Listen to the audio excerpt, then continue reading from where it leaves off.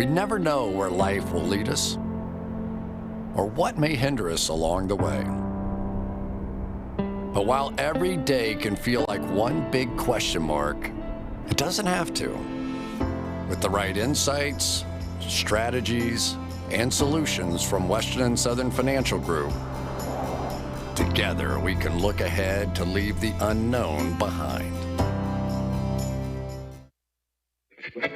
What's pro football focus doing? Last week they had Brady. This week they got Brady. We're literally doing it differently from everybody else. Hey, as a matter of fact, moving forward from this point on, I will not make reference to PFF. Ready to get into it? Yeah. All right.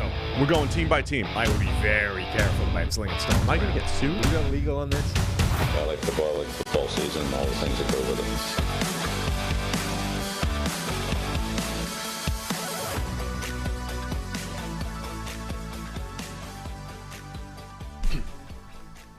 Welcome into the PFF NFL podcast. Steve Palazzolo, Sam Monson. It's time to preview all of the Week 13 NFL action. Yes, it is. Thursday. That's Thursday. when we do this. It's what we do. It's what we do every Thursday. If you missed it yesterday, I always love our Wednesday show. I understand some people don't have the time to consume 6.5 hours of Steve and Sam content every week. I also understand that some people do, and they've been sending us their screenshots from Spotify that they do. And some people listen to us 3 times per show per week or something like that. Yeah, I don't understand that one with many, many times more minutes than I'm pretty sure we've put out this year. Do we have some like hidden secret content? Anyway, yesterday's show was great. We had Ariel Hawani on to preview tonight's game, Bills and Patriots, and all sorts of great discussions, like how to say y'all and things like that. Russell Wilson party analysis. It was, a good Wednesday show. Yeah. So go check that out if you haven't already.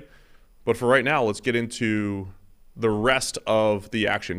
I'm looking at our document here. You said that I picked New England yesterday. Is that right? Yeah. I don't remember that. Pretty sure that's what you did. No, I thought I picked Buffalo. I can go back and check the tape, but I'm reasonably certain that myself and Ariel, I think you went opposite again. You were like, what I should, or what I think is blah, blah, and then I'm going to pick the opposite. All right, well, Either way, I'm pretty sure that's what you did. I don't really care if I miss a pick here and there. Let's face it, it's not putting a dent in your 46 games under 500 record right now. But I have a new picking strategy. Back in the day when all we did was pick for Pick Watch, and we picked the winners, and I was annually top 5, I would spend about 30 seconds on my pick every week. I would just buzz through it, make my picks, and that's what I did earlier today. So all my picks are already done. First instinct, go. Okay. So this is the 4th strategy you've attempted this year. That's right. And every single one of them has been a disaster. Week 13, fresh week. I'm going to be the Christian Watson of pickers. I'm going to give this thing a shot of just picking almost the exact opposite of what you do, and because apparently that's the strongest betting edge in the world. You should actually throw some money down on that. See how it goes.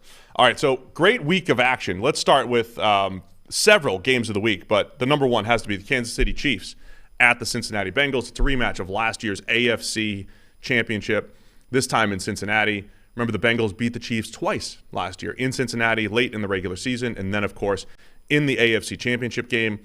Quick recap on those 2 games. The first one was a great back-and-forth battle. Bengals hit some huge plays down the field and then essentially held the ball at the end of the game to kick the game-winning field goal. Didn't give Mahomes the opportunity for the game-winning drive. And then the second one, the Chiefs were up 21-3 at one point in the first half. They're dominating. And then one of the biggest second-half collapses in playoff history, and one of the weirdest ones because Patrick Mahomes looked like he'd never played quarterback before at times, taking sacks, throwing interceptions. It was just really bad for the Chiefs and Mahomes, and the Bengals did a great job scheming it up and changing things in the second half. Bengals go to the Super Bowl after beating the Chiefs in overtime. So, Kansas City's favored by 2 here. What are you expecting in this one?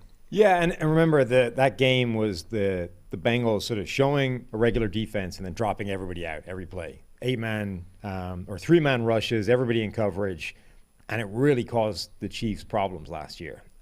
Now, last year, there were a few different types of defenses that gave them problems, and that was one of them. The Giants, I think, had a very good defensive game plan when they played them. There were a bunch of different teams that caused Kansas City some issues with confusing Mahomes, with sort of taking away the deep shot, all sorts of flooding coverage type stuff. I don't know that works that well this year because it's a different Chiefs offense, right? We don't have Tyreek Hill. The main guy is Travis Kelce. Those two operate in a very different way. Mahomes and Kelce right now appear to be on this unstoppable pathway.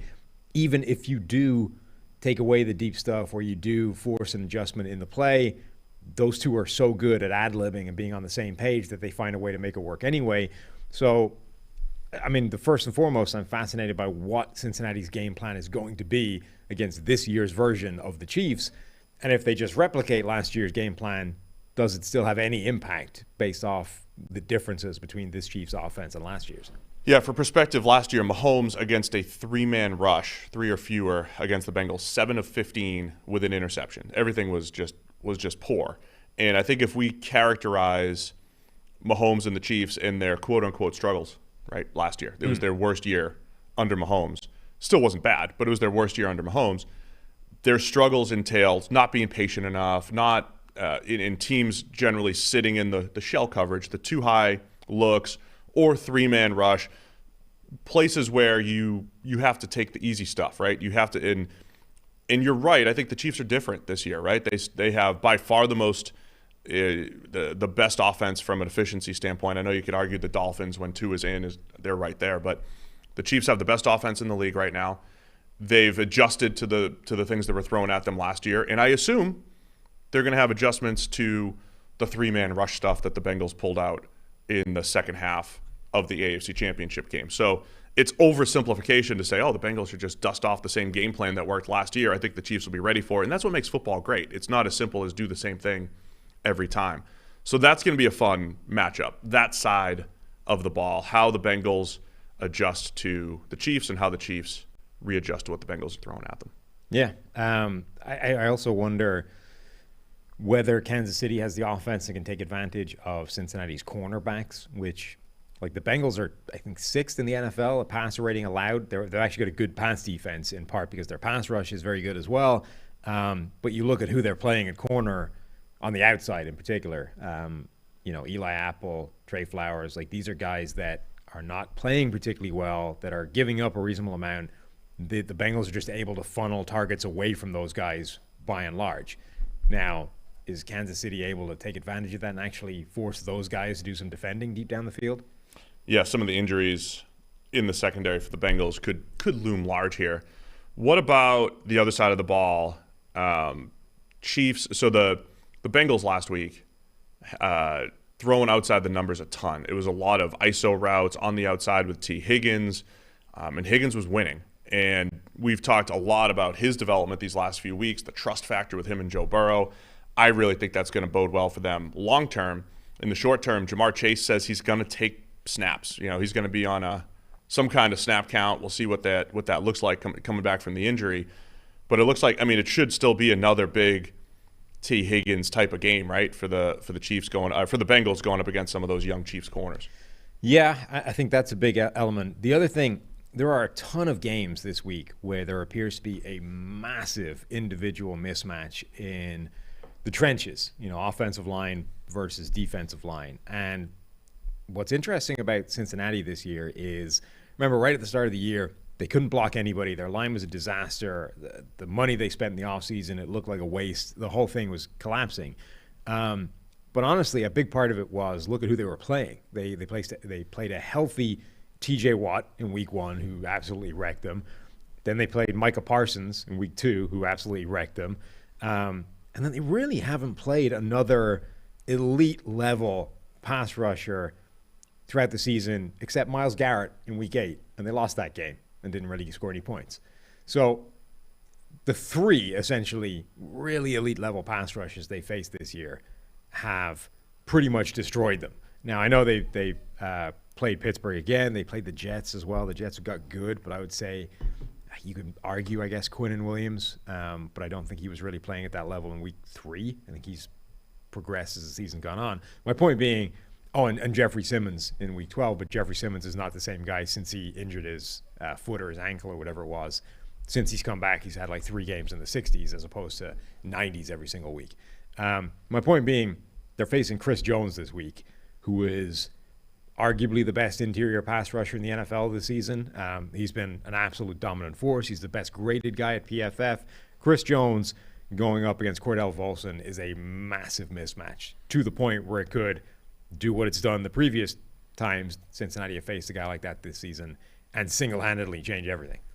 Yeah, overall the Chiefs' defense has been solid, right? I mean, they're top 10 as a pass rushing unit, number 7 coverage grade. Now, I think, like we say with all defenses, how much of that is who they've played at quarterback. I think they've been helped a little bit by they faced Malik Willis on Sunday Night Football, so that's going to help the coverage unit. They faced Bryce Perkins last week. Wow, yeah. Good job for getting Bryce Perkins' name for a minute. Bryce Perkins last week against the Rams.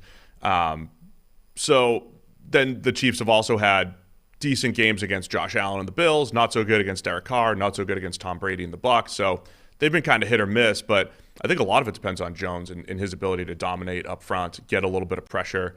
And in recent weeks, the Chiefs have been better on the back end. So that should be a good matchup. Both teams are good, right? I mean, they're solid defensively. Yeah. We know what they can do offensively.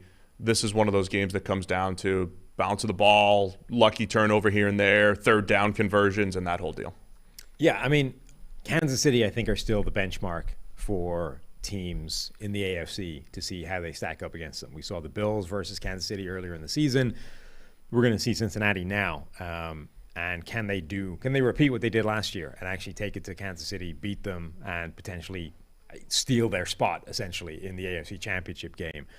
You look at Cincinnati's schedule, there's no team in the NFL we're going to have a better read on by the time they enter the playoffs than the Bengals. They just knocked off Tennessee on the road. They're now facing Kansas City, the Browns with Deshaun Watson, and Deshaun Watson after a couple of weeks to get ready, on the road at Tampa Bay, on the road in New England, against Buffalo, against Baltimore. Like that, Wow. That is a run of teams. That is a run. All of whom are going to be featuring, potentially all of whom, I mean, Cleveland won't be a playoff team, but they might be playing at that caliber. The Patriots might not be a playoff team, but they'll probably be playing at that level. Tampa Bay might be a playoff team, but might not be playing at that level. You know what I mean? Like, all these teams are relevant, and the Bengals are going to go on a gauntlet of all of them. You could go 3-3 coming out of that, and the takeaway might be more like you're battle tested and you went through the gauntlet. You're ready for playoff football, even though you just went 3-3 against you got a pretty rough schedule there. So Joe Mixon should be back from his concussion. We mentioned Jamar Chase could be back. Kadarius Toney is back on the injury report with a hamstring. We should track how many injury reports he's been on. How many weeks has he been on an injury report with a hamstring compared to total receptions in Kadarius Toney's career? I bet it's comparable. But if he's out there, they're dangerous. The Chiefs, I love their little stable of running backs because they can do damage in that short passing game. But Jerick McKinnon also questionable. So anyway, where are you going with this one? Cincinnati. All right, my first instinct was Kansas City covering the 2 in our home here, right here in Cincinnati. So let's roll with that. Shout out to our friends over at Western and Southern. They're sponsoring the PFF NFL podcast while you focus on your roster moves. Western and Southern helps advance your money moves. Buying your first home, planning to start a family, wondering how to make your money grow? Well, Western and Southern's playbook of life insurance, investment, and retirement solutions helps you rest assured on game day. Team up to understand needs and address goals with a game plan built just for you. Get started at westernsouthern.com/PFF. Not to mention powering the entire studio. Western Southern studio here. With the little plaque on the wall. I mean, that's the most expensive thing in the studio, the fancy metal plaque. It is. It's really nice. Yeah. And so do us a solid. westernsouthern.com/PFF. Go check out everything that they have to offer because Western and Southern, there are people here in Cincinnati. Mm-hmm. All right, so let's get to our next game. It is the Miami Dolphins at the San Francisco 49ers. 49ers favored by 4. We know all the storylines here. We've got Mike McDaniel returning to San Francisco against his mentor, Kyle Shanahan. These guys have been coaching together for years. McDaniel taking the league by storm because he's, sounds like a real human being just talking to people. That doesn't no coach speak with McDaniel on the sideline. They're talking about searching YouTube to see Tua. They a lot of fun quotes coming out of McDaniel, right? He seems like a fun guy. And he's got that offensive genius label that Kyle Shanahan has, and so far so good in Miami. This should be a fun one in the 4 o'clock hour. Does the student become the teacher? I mean, that's a great question. Good question. That's a great question. This is a game. I'm Few times you're going to see a game that rests so much on the injury report that isn't relevant to a quarterback. Teron Armstead. We've talked about this before. Like, Teron Armstead is one of the best left tackles in the league, but I don't think has ever made it through a 16-game schedule without missing some time. If he has, it was once. And he's already missed time twice this season. When Teron Armstead isn't there, somebody terrible is.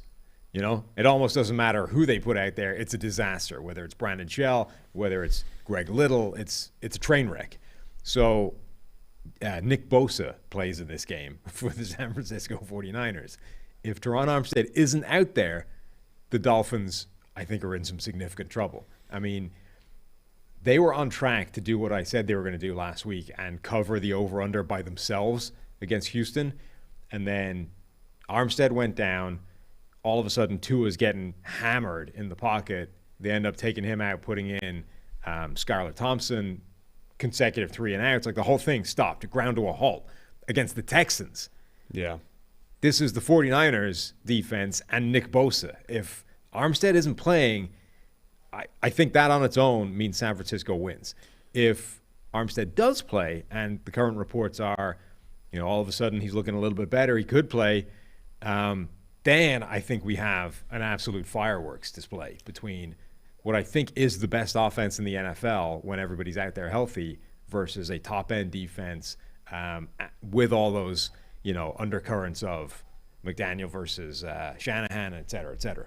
So the official injury report has Teron Armstead as doubtful, and we don't see a whole lot of doubtfuls anymore, right? It's pretty much if you stepped onto the field at all, you're questionable in practice, right? If you practice at all, even if you miss practice, you're getting the questionable label. I forget exactly what happened where doubtful became almost extinct, but Teron Armstead's doubtful, which is worse than questionable. And it is.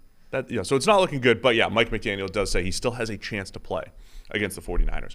But don't you think with McDaniel, with all the misdirection that they use, the play action, I mean, there's much like what the Chiefs did against Nick Bosa. We talked about how our friend Mitchell Schwartz said they did a great job against Nick Bosa because they just gave him different stuff to look at. He's got to cover a jet sweep to his side, keep contained. They're going to boot action away from him, to him, all those various things. Isn't that what you kind of have to do? I mean, the Niners have other players up front who are good and can be game wreckers, but Bosa is the game wrecker, and there are ways to kind of keep those guys off balance with misdirection and the various things that you can do offensively. There are, and the Dolphins are good at them, which is why the offensive line has been a lot better this year, not just a little bit better. And they've still produced, even those games where you had to have a Brandon Shell and all that stuff, they've still, when Tua's been out there and he's had the backup tackle, they've still been okay. Yeah, but it does make an obvious difference. And also, I worry about Tua getting hurt more than I worry about any other quarterback in the league getting hurt. He's small. He looks fragile. He's already been, smashed into the turf multiple times that have caused problems. You know what I mean? If this was a different quarterback back there and you were talking about removing his left tackle and replacing him with a turnstile, I would be less concerned because you're like, okay, he's going to take a beating, but he can get past it. As soon as you start raising the specter of Tua potentially taking a hammering from guys like Nick Bosa, immediately you're thinking, does he even last the game? That's the concern for Miami. And if he doesn't, and it's Skylar Thompson, then all bets are off. Yeah, and Tua's generally good. It's funny because he's good at avoiding sacks for sure. There's other times I do think he does take unnecessary hits. And, so this is also a big game for me here, Sam. Oh, yeah? Tua versus Jimmy G. Of course. Those are my comps. Now, Tua's run right here with a 91.2 passing grade through 9 games is a little bit better than anything we've seen from Jimmy G, but not by much. Jimmy G's first 6 games with the Niners, remember, he graded about 86. He was in that range, right, of, wow, this guy's looking really good. And Garoppolo did it on a team that was terrible throughout the 2017 season, and all of a sudden they win 6 straight with him at the helm, which is, the Jimmy G conversation is just fascinating because the Niners have just been so much better with him under center. He's got 16 touchdowns and 4 interceptions, right? Even though it doesn't match his turnover-worthy play ratio again this year, that has been better. He's got a few more big-time throws, similar numbers as Tua. There's a lot of similarities there. Tua's playing better right now. He's just hitting more throws. He's not missing nearly as many throws, Tua. But I think they have similarities in style, right? Quick release, they'll get rid of it, but every now and again, hold it too long or put the ball in harm's way, and they got to cut down on those types of plays. By the way, door number 3 for the Teron Armstead thing is, he could play, he could not play. He could also play and be so limited with the busted up pec injury, right? Yes. That it's not actually that much better than Brandon Shell being out there at left tackle. Like, that's the third option. True. So an injured Teron Armstead trying to block. There's 3 Bosa. potential alternatives here, 2 of which are a major problem for the Miami offense. So Miami's offense has been absolutely incredible. The 49ers defense, they're a weird one because they spent for a few weeks, they looked like maybe the best defense in the entire NFL. And then they ran into some injuries. They had 2 duds against the Falcons and then the Chiefs, right? I mean, it's against the Chiefs where they were a little banged up, the Niners, but the Chiefs just owned them. This was the best offense in the league, beating up one of the best defenses in the league, right? Juju Smith-Schuster running through the D and then the whole thing. 44 points for the Chiefs in that game. But again, since that point, the Niners have played the Rams, okay, the bad Rams, the Chargers, the Cardinals was that with Colt McCoy 2 weeks ago? That was against Kyler. No, yeah, it was Colt McCoy. Sorry, Monday Night Football. And then the Saints last week, who struggled. But the Niners defense coming off a shutout and looking much better in recent weeks. So it should be a strength versus strength matchup, Niners and Dolphins here. It's also going to be interesting to see whether Kyle Shanahan has any better insight in how to stop this unstoppable offense. That's what I was going to say next. Than anybody else. Yeah. I feel like, and there's a lot of feelings I have that don't get backed up by the data. This one's a tough one to look up. Or in fact, the results. Well, the results. Yeah. But I do feel like when there is a matchup of familiarity with your old offense goes a longer way than, say, like a defensive coach who happened to, know the offense. In other words, Mike McDaniel. But they both have this, right? Mike McDaniel and Kyle Shanahan both know each other's offenses inside and out. They know the looks to give you to make you check at the line. They know your tendencies. They know pretty much everything about each other. So it's going to be the team that has either new wrinkles or, stays one step ahead schematically that's going to be better because it's such an advantage, right? That was the John Gruden in the Super Bowl, right? Where he knew everything that the Raiders were doing, right? So he's calling out the plays and the adjustments, and Bill Callahan's Raiders couldn't do anything. Those references are going to sound dated. Oh yeah, not yet. Not yet. No. I mean, that was just 2002. That was just 20 years ago. Just 20 years ago. I mean, Chris is dropping AFL references in the on Sunday Night Football. It went deep into the archives. So we still have time. I could still reference the Super Bowl from 2002. Anyway, that's going to be fascinating. Both offensive coaches knowing everything about the opposing offense. Yeah, I mean, Miami's offense has looked like a cheat code this season for just wide open receivers every single play. There's no better coach in the league at least understanding how to stop that than Kyle Shanahan. Now, again, whether he can do it or not is a different matter, but nobody is better positioned to understand how to slow it down. All right, man. We've got 4 points for the Niners. Made me feel like I'm going Miami here. I think that's too much. Then I'm going San Francisco. Just because I put my picks out there first, you can't just take the opposite of me every single time. Why not? Apparently doing that makes you the most successful picker in the world this year. I will positively regress to the mean someday. Really? After 12 weeks and 3 different methodologies, I don't see any evidence of that happening. I said the Christian Watson of pickers. Late breakout here. Okay. But you haven't started the breakout yet. This is the week. All right, let's tell everybody about our friends over at PrizePicks. First off, you're going to want to go to the PrizePicks app or PrizePicks.com. Sam, tell them all about what you're looking at this week. Yeah, love PrizePicks. A great way of playing daily fantasy. You can make these sort of parlay entries of assembling yourself a nice little ticket to run with. I have made one this week that has Ramondre Stevenson getting more than 4.5 receptions. I think that's a mortal lock. Patrick Mahomes getting less than 300.5 passing yards. That's the projection for him. You have him less than 300? Yes, against the Cincinnati defense. Okay. And then Austin Eckler getting more than 48.5 rushing yards. So you there make your little entry, and you can select the the kind of you need to hit all of them, or they give you a little wiggle room. You can still get yourself a win by kind of going each way, like the horse racing. All right, I love what PrizePicks is doing. So you can download the app or go to PrizePicks.com, sign up, and play daily fantasy sports. First-time users can receive a 100% instant deposit match up to $100 with the promo code PFF. PFF, the number 1.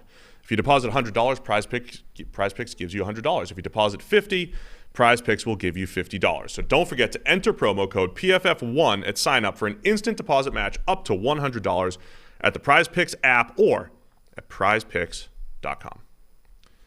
All right, another really good game here. Tennessee Titans at the Philadelphia Eagles. Eagles favored by 5.5. Little A.J. Brown revenge game, of course, against the Titans. We've talked a little bit about the Titans. Maybe, they lost a tight one to the Chiefs on Sunday Night Football with Malik Willis at quarterback, but the Titans haven't really beaten any good teams now that we're 13 weeks into the season here. Just coming off a tough loss against the Bengals. Can they take it, the Titans, to the 10-1 Philadelphia Eagles? Look at you, just hating on the Titans again. Never giving them any credit. Just spitting facts here. Spitting facts. So Green Bay couldn't come close to stopping Philadelphia's run game last week. They just got run all over. That was the difference in that game by a healthy degree. Tennessee has the second best run defense in the NFL by yards per attempt this season. Only the 49ers have allowed less. So Tennessee is at least better equipped to slow down what Philadelphia does and force them back to the passing game, which I still think is a bit of an unknown since they lost Dallas Goedert. We know that if you force the Eagles to pass early in the season when they've got all of their weapons, they can still do that and absolutely cook. I don't think we have as good a handle on whether that still functions at the same level without Dallas Goedert there, if it's quote-unquote just A.J. Brown and Devontae Smith and Quez Watkins, and they don't have that outlet over the middle. So Green Bay weren't even able to make them do that. We never really got to see what would happen if you forced them into an uncomfortable situation. I think Tennessee should at least force them into that situation, and then I think it becomes interesting. A 31 run defense grade for the Eagles as a team last week against the Packers. Other way around. The Packers run defense. No, You've decided to switch to talking about the Eagles run defense. Yeah. Okay. I was just saying the Eagles struggled up front last week, and they're going up against the Titans running game. Yeah. But the Titans... I know the Eagles ran like crazy last week, yes. Yeah, okay. I'm just saying the Packers also ran well. The Titans run game is weird, though, because usually run games are a product of having really good run blocking and, everything functions. The Titans have the worst run blocking grade in the NFL. They are averaging the lowest yards before contact per attempt in the NFL. And Derrick Henry... Wait, the Titans? Yes. They don't have the worst run blocking grade. They're very bad. No, they're not. You just look at the offensive line? Yes. Oh, as a team, they're better, though. And Derrick Henry is averaging 85% of his yards after contact. Yeah, in previous years, the Titans' offensive line was like top 5. Yeah. Top 5 run blocking, bottom 5 pass blocking. Mm-hmm. They're still pass blocking at a similar putrid level, but the run blocking is poor. Where did they finish in your rankings? Do you know where your O-line rankings? They're way down at the bottom. They're way lower than they should be. Yeah, sorry, I was pivoting to the Eagles' run defense because of the whole. The Titans are 31st now. Ouch. Yeah. Yeah. Honestly, I mean, what has made the Titans successful, and I know we say this every week, but it is winning the situational game, right? Like winning situational football in the red zone and executing. Last week they didn't execute in the red zone and they lost, right? That was literally the difference because the Titans don't have A.J. Brown. They don't have that game changer that they've had previously. So they have to put together these long drives. Now, against a team like the Broncos, you have a nice flea flicker in there. You have a busted coverage in there, and you could create some big chunk plays. Last week, you get a jump ball to Treylon Burks, who makes the big play. You get a big screen pass to Derrick Henry. You're going to need a few more of those, I think, in this game against the Eagles. And then when you get into the red zone, have to execute like the Titans have all season. I was bringing up the Eagles' run defense in part because Jordan Davis is back from injured reserve practicing, but I don't know if he's going to be ready to play yet. They replaced him with Ndamukong Suh. Linval Joseph. That worked 2 weeks ago, right after those guys were signed against the Indianapolis Colts. Wasn't as good last week against the Packers. And now you have a Titans team that, whether they've had success or not this year, it's still their MO, right? They still want to run the ball and use Derrick Henry. Will run the ball. The problem is, we saw last week that you can stop their run because it's not built off sound fundamental blocking. Like, their offensive line is bad this year, run blocking. So if you just stay disciplined, play gap sound defense, get everybody in the right place at the right time, you're going to have guys in Derrick Henry's pathway in and around the line of scrimmage. And if you can just get contact on him, it makes it very hard for Derrick Henry to do what he's been doing this year and rack up, 1 million yards after contact and bust all these tackles. So you saw last week, like, the Bengals just dominated up front, didn't give him anywhere to go, and on, 17 carries, he got 38 yards and broke 2 tackles. Because as good as Derrick Henry is at breaking tackles and getting yards after contact, he needs to get moving before that happens. You know what I mean? If he doesn't have a chance to get going anywhere. So 38 yards last week rushing, 47 of which came after contact. So on average, he's being hit behind the line of scrimmage by like half a yard. Like, he needs more than that. He needs running room to be motoring before he gets hit so he has a chance of busting through a tackle and getting yardage. Yeah, that's going to be a tough one, I think, if they don't block better up front. I just don't know if I trust. Like, the Eagles have had one of the worst run defenses, EPA per play allowed in the whole thing all season, even with Jordan Davis out there. So I think this could be a game where the Titans do get the run game going a little bit more. Tannehill has to make his plays. He's been hit or miss throughout this season. Was awesome a couple weeks ago when we saw him against the Packers. But I think the Titans will run the ball much better in this one. I think they'll be able to play their game. The other matchup I love is just the head coaching matchup. Nick Sirianni and Mike Vrabel. I mean, when we've given Vrabel a ton of credit here over the last couple of years just because he wins when it doesn't look like he should win, right? It doesn't look like the personnel's there, and they find ways to get it done. Sirianni is getting to this point where just running double cheek QB sneaks and things like that, right? I mean, you're finding edges. You can tell that the Eagles are finding every edge, whether it's in the front office. We'll love what they did from a team building effort this offseason, things like picking up James Bradbury after the draft and not losing comp picks. From a front office standpoint all the way down to the head coach, the Eagles are doing the little things well, right? Evolving their defense, trying to get the big dudes up front so they could play coverage more and play the run with fewer bodies, like all the stuff that the Eagles are doing. So I think Sirianni versus Vrabel is just a great matchup of maybe. I mean, we'll see. We have to see more from Sirianni, but he might be on his way to being a top 5 NFL coach based off what we've seen this year. Yeah, I mean, he's doing a great job. So I'm loving this matchup.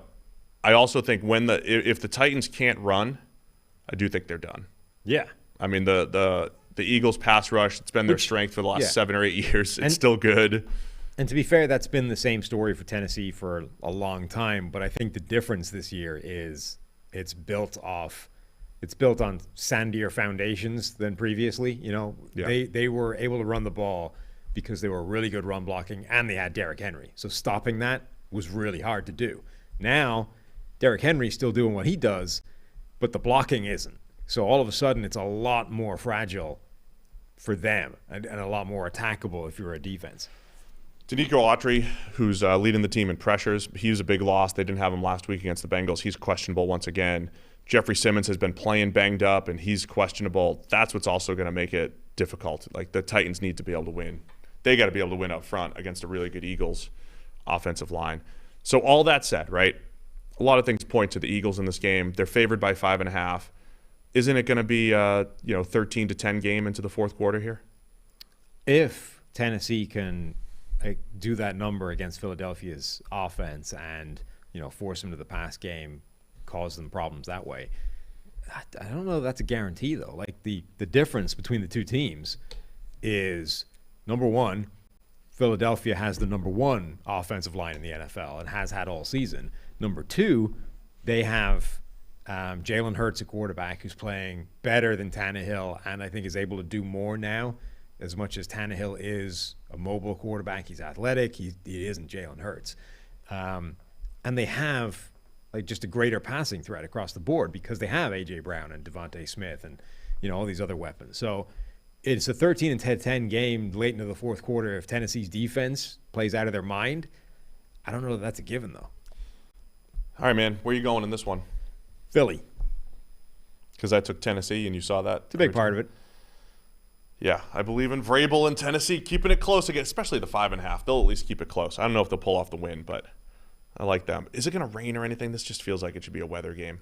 Feels Eagles. like it should be a weather game. Someone give me a weather report here. Well, Eagles and someone in the chat. We can take a look at the PFF app, and we see that it's 40 degrees, 4-mile-an-hour winds, and cloudy. Oh, wow. It's right in there, huh? Uh-huh. It's right in the app? Yep. So you never let me have my phone on the table. Well, it's because your phone buzzes every 3 seconds, and it pisses people off. By people, I mean me. Just you.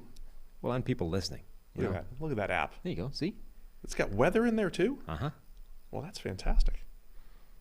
So I don't have to go to weather.com to get my weather when I'm looking for games. Well, that's great. Appreciate you, PFF app. Go check that out in the App Store. PFF app. I'm going to keep it right here with me. All right, let's go. Another great game. New York Jets at the Minnesota Vikings. Vikings favored by 3. And you get the 9-2 Vikings, the 7-4 Jets. Both teams have their doubters, right? I mean, the Vikings are, the point differential and the whole thing doesn't scream 9-2. The Jets they haven't been this good this late in the season since 2015 when Fitzpatrick was YOLOing up to Brandon Marshall every single week. It was great. Glorious. It was a beautiful season for the Jets. So uncharted territory for the Jets and a good matchup. Second straight matchup against the AFC East for the Vikings. They just beat the Patriots by a touchdown last Thursday night on Thanksgiving. What are you looking for in this one? Yeah, another interesting matchup of a good pass rushing team against Minnesota's offensive line and pass protection generally. I don't know if Darisaw is going to be back for this game with his concussion. If he doesn't, Blake Brandel. I think Brandel's okay as a left tackle. He's not Darisaw, but he's not a complete and total disaster. His major problem was when he got his start. It was against Dallas, or not his start. When he came in for Darisaw, initially it was against Micah Parsons in Dallas, and that's just nobody's. Darisaw was wrecking, Micah Parsons was wrecking Darisaw, and then the next week Andrew Thomas. So of course he was going to beat up on Blake Brandel. But I think generally Brandel can hold up okay. But across the board, the Jets are ranked 4th, I think, right now in pressure rate as a defense. They're also the least blitz-happy team in the NFL. So the Jets and the Bills have really good pressure rates and don't blitz a lot at all. So you could make an argument that they essentially have the best front fours in the NFL. They can get pressure across that front four. They can do it inside, outside. That is going to stress Minnesota's pass protection. What do we expect from Mike White now as well? So last week, he was fantastic, right? Ran the offense, hit open throws, didn't miss much. Well, based off your numbers, he's on the way to the Hall of Fame. Oh, because he's only got 4 starts. Mm-hmm. And, the only guys to have 300-plus yards and 3 touchdowns in 2 out of 4 starts. Patrick Mahomes, Kurt Warner. Who else was in there? Somebody terrible. Austin Davis. Yeah, there you go. Yeah. So this is the pivot point. But there's a number, the way all these numbers are somebody goes looking for the right formula for the data point that gives you the thing, the record, right? Yeah. So there's a way of framing it. I forget what it is, but it's the 300 yards, it's some touchdowns, maybe there's an extra thing in there as well, but whatever it is, there's a way of rejigging that gets Austin Davis out of it. So it just becomes Mike White, Kurt Warner, and Patrick Mahomes. Oh, see, that's smart. Then he's guaranteed to go to the Hall of Fame. Yes. I was going to say this is the pivot point where we learn if Mike White is going the Austin Davis route or if he's going the Mahomes-Warner route. So your next start is the crossroads between Hall of Fame and out of the NFL. Pretty much, yeah. That's like when people, because I've been, I don't think Cam Newton is a Hall of Famer. I've said that before. And people are like, here are all of Cam Newton's records. And there's he's got 29 NFL records. The first 15 are most passing yards through 1 game, most passing yards through 2 games, most passing yards through 3 games. 9 of them are most passing yards through X games, which of course matters 0 in a Hall of Fame discussion. So anyway, this is all fun times. Last year, Mike White did have a similarly awesome game in his first start, 37 for 45 for 405, 3 touchdowns against the Bengals. He got hurt in his next start against the Colts, and then he came back against Buffalo and threw 4 picks and graded at 46, right? So it's not like we haven't seen a very good game from Mike White before, but we've seen a very good game, and then we've seen him, just kind of come back down to earth before in his 4 career starts. So is this back down to earth game? I don't know. The Vikings defense was giving up all sorts of wide open throws to the Patriots, who have really struggled on offense. That was Thanksgiving last week. I think the Jets might be able to have similar success with their offense. Yeah, I think they will too. Like the Vikings defense, I don't think is great. They cause teams problems on specific plays, and it's one of those defenses where, like, can they time those for the right high leverage situations and get off the field a few times? Like Harrison Smith has done that well. Zadarius Smith leads the league in pressures, despite not necessarily being the most dominant pass rusher in the league. He gets a ton of them. I haven't actually looked what the breakdown is, but he gets so many of them from that inside alignment where he basically lines up in a 2-point stance, almost like a linebacker, mugged up in the B gap, I guess, and charges right at the guard. And then they almost all seem to be the same, where he basically charges right at the left guard and then cuts inside him, and ends up shooting through an A gap. Who did they play last week? Vikings? Patriots. The Patriots. Yes. No, the Jets. The Jets played the the Patriots. Like Cole Strange. Cole Strange gave up 4 pressures last week. They were all to Zadarius Smith. Yep. And 3 of them were the same move. Like 3 of them were that exact move where Smith launches at him and then dives up the inside, gave up a pressure right up the A gap. The Jets' offensive line has been, dealing with its stuff this year. They've not been great. They've not been great on the interior. Zadarius Smith will probably be a factor in this game. Can he time those up for those right key third down plays? We might also not see enough of this, but when we do, it'll be fun. Justin Jefferson and Sauce Gardner, when and if there are some matchups there. Yeah. So how the Jets try and defend Justin Jefferson will be fascinating. Sauce Gardner versus Jefferson will be great.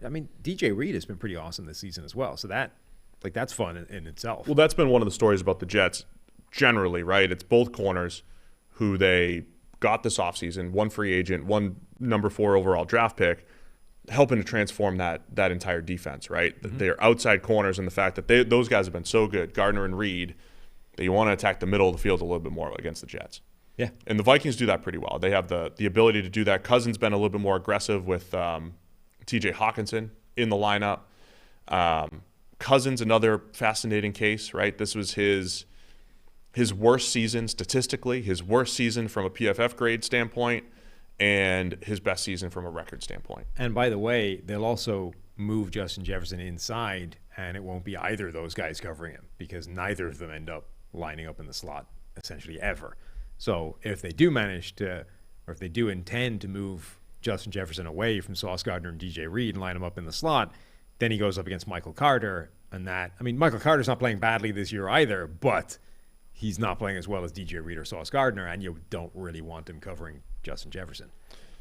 All right, can Mike White keep it up? Can Cousins move to 10-2 as the starting quarterback of the Minnesota Vikings in this one? I'm leaning Minnesota. Okay. I'm going Minnesota. I'm going Mike White regression in this one against the Vikings. And the Vikings at home, just beat the Patriots by 7. Mm-hmm. I don't know that the Jets are a better team than New England. Well, they certainly weren't with Zach Wilson at quarterback. True. Maybe they were. Could be completely different. On the other hand, man, the Jets' offense is different when, Garrett Wilson has passes to catch. Yeah. And Elijah Moore. you start to see what they're capable. Imagine if they had Hall of Famer Corey Davis out there. He was last week. Yeah, but he's still banged up, Imagine if healthy Corey Davis, that would move the needle at least, 0.00%. Completely change it. All right. Where are you going in this one? Opposite of me. I think the Jets' pass rush causes problems for Minnesota, and they cover. All right. I'm taking Minnesota, so we're opposite on pretty much every game so far. You'll find that's a theme throughout the rest of it. Good for you. You guys have heard me talk about them before, but our sponsor, Symbol, has their best offer yet for new users. Symbol is offering a $500 risk-free deposit for new users who join the stock market for sports. When you sign up with the code FOOTBALL, your first deposit comes with a 30-day money-back guarantee. If you're hesitant on joining or simply haven't yet joined yet, Now you can with a risk-free deposit. As a reminder, SimBull lets you trade pro and college teams like stocks and even earn cash dividend payouts when your teams win. SimBull is a peer-to-peer market that took the thrill of sports betting and turned it into the stock market to give fans a new way to speculate on your favorite pro and college teams. And now you can join with a $500 money-back guarantee. So download the SimBull mobile app for iOS by searching SIMBULL in the App Store and use code FOOTBALL to get your risk-free deposit up to $500. Whether you want to invest in an up-and-coming team like the Jets, you're really buying into the Jets, you could do that here in SimBull. If you're just going to keep it, play it safe with the Eagles, the Bills, or the Chiefs, you could do that as well. So SimBull allows you to buy and sell team stocks and profit from your sports knowledge. So the code's football, and search SIMBULL in the App Store. All right, where are we going here next? New Orleans Saints at the Tampa Bay Bucks. Bucks favored by 3.5. This is your Monday night football game. So it's the third straight year Tom Brady's Bucks have faced the Saints in primetime at home, and they've scored a total of 3 points in those first two games at home in primetime. So almost certainly the Saints are going to shut them down once again. It's ridiculous. I mean, that was crazy too because the Bucks have had one of the best, if not the best, offenses in the league over the last 2 years, and the Saints shut them down. Yes. With a good offense. Right. Now the Bucks are struggling offensively anyway. Man. Also, by the way, just think what this would do to this division if New Orleans manages to pull an upset. Or not even an upset. If New Orleans manages to win this, do what they do to Tampa Bay every year and shut down Tom Brady in that offense, all of a sudden the Bucks would be 5-7. The Saints would be 5-8. If the Falcons lose, they would be 5-8. And then Carolina's sitting there at 4-8 right now. Somebody is winning that division. They're going to win. It's getting really ugly. Record. It's getting really ugly over there. Bucks with, they lost a golden opportunity. One play away from beating the Browns last week. We've talked a little bit about Todd Bowles and his questionable game management once it got to 17-17 last week, and they weren't aggressive. Bucks have to try something different here.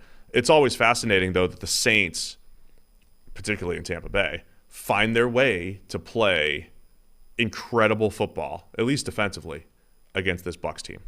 Yeah. The Bucks did get over the hump, though, and beat the Saints in Week 2. That was a 3-3 game into the second half. Beautiful.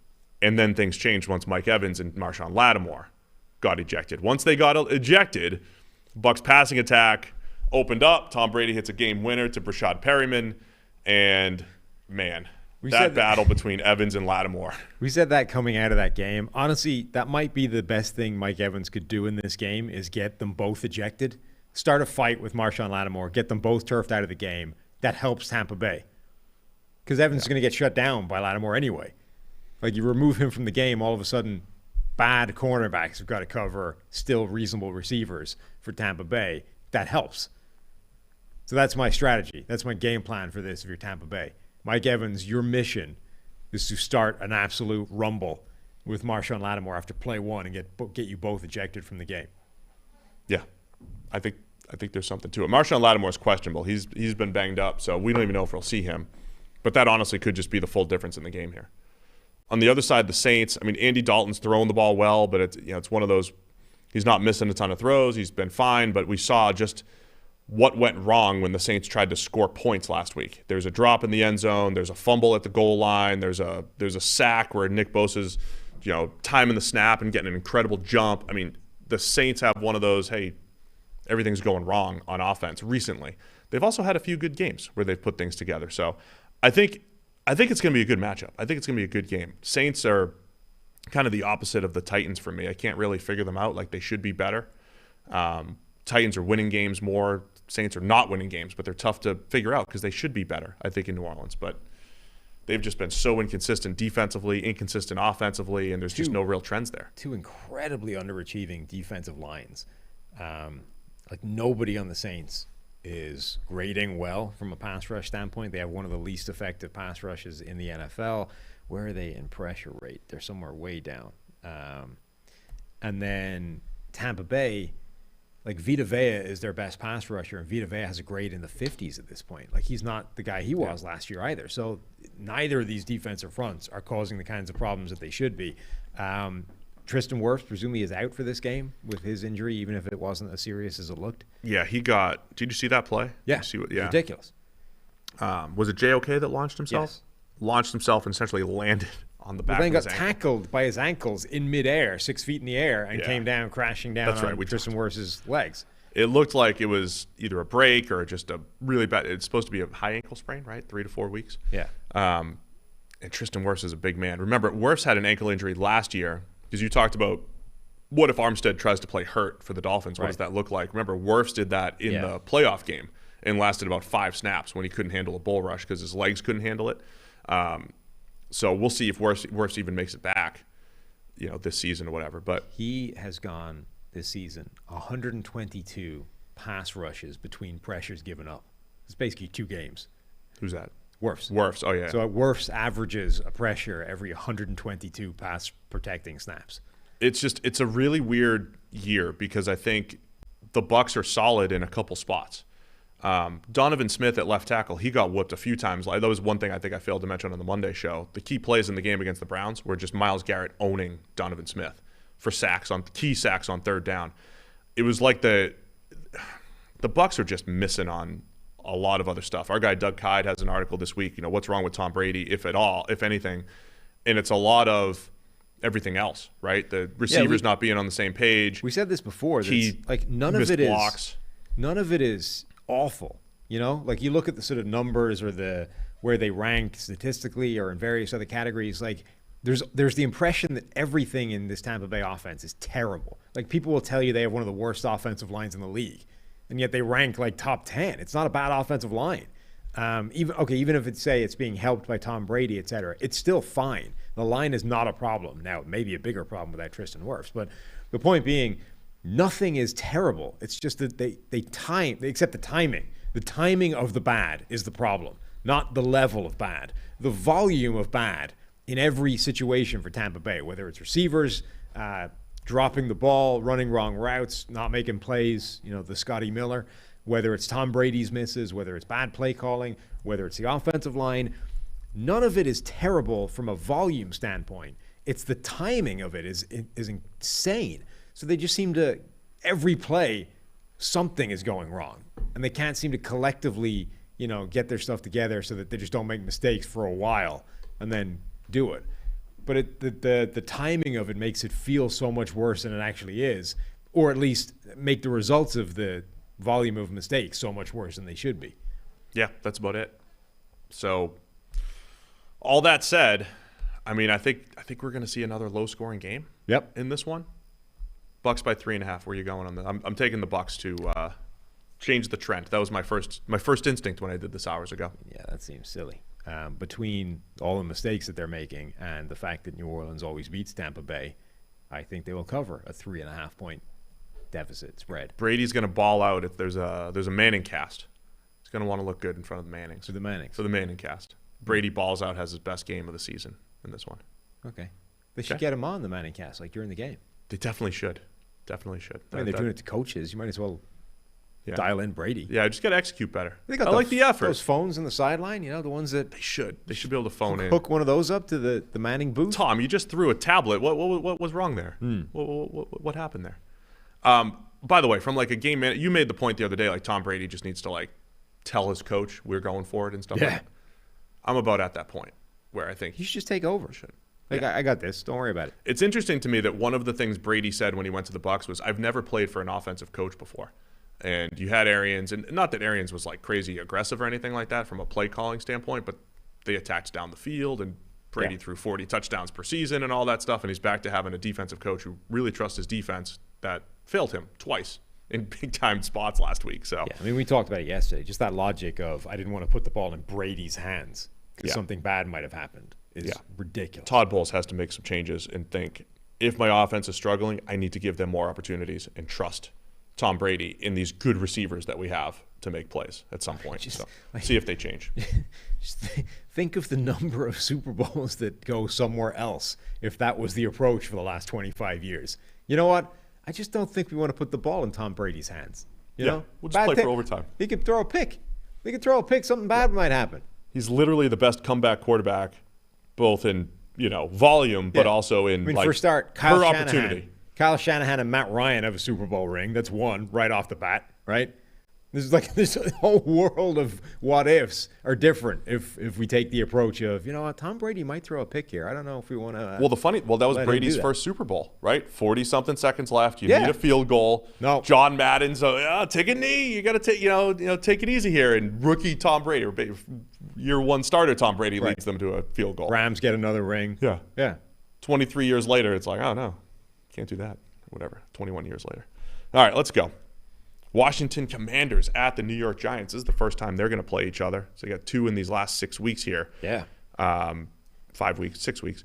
Giants are getting 2.5. So the Commanders favored by 2.5 in New York here. What are you looking for in this one? Without looking it up, what is the points differential for both these two teams? 7-4 and 7-5. I think they're both similar, right? I'd say the Commanders are +5 and the Giants are -10. They are both negative. -7 for the Giants, -3 for Washington. Somewhat close. Yeah, that sounds about right. Yeah. By contrast, Tampa Bay, where everything has gone to hell, are -3.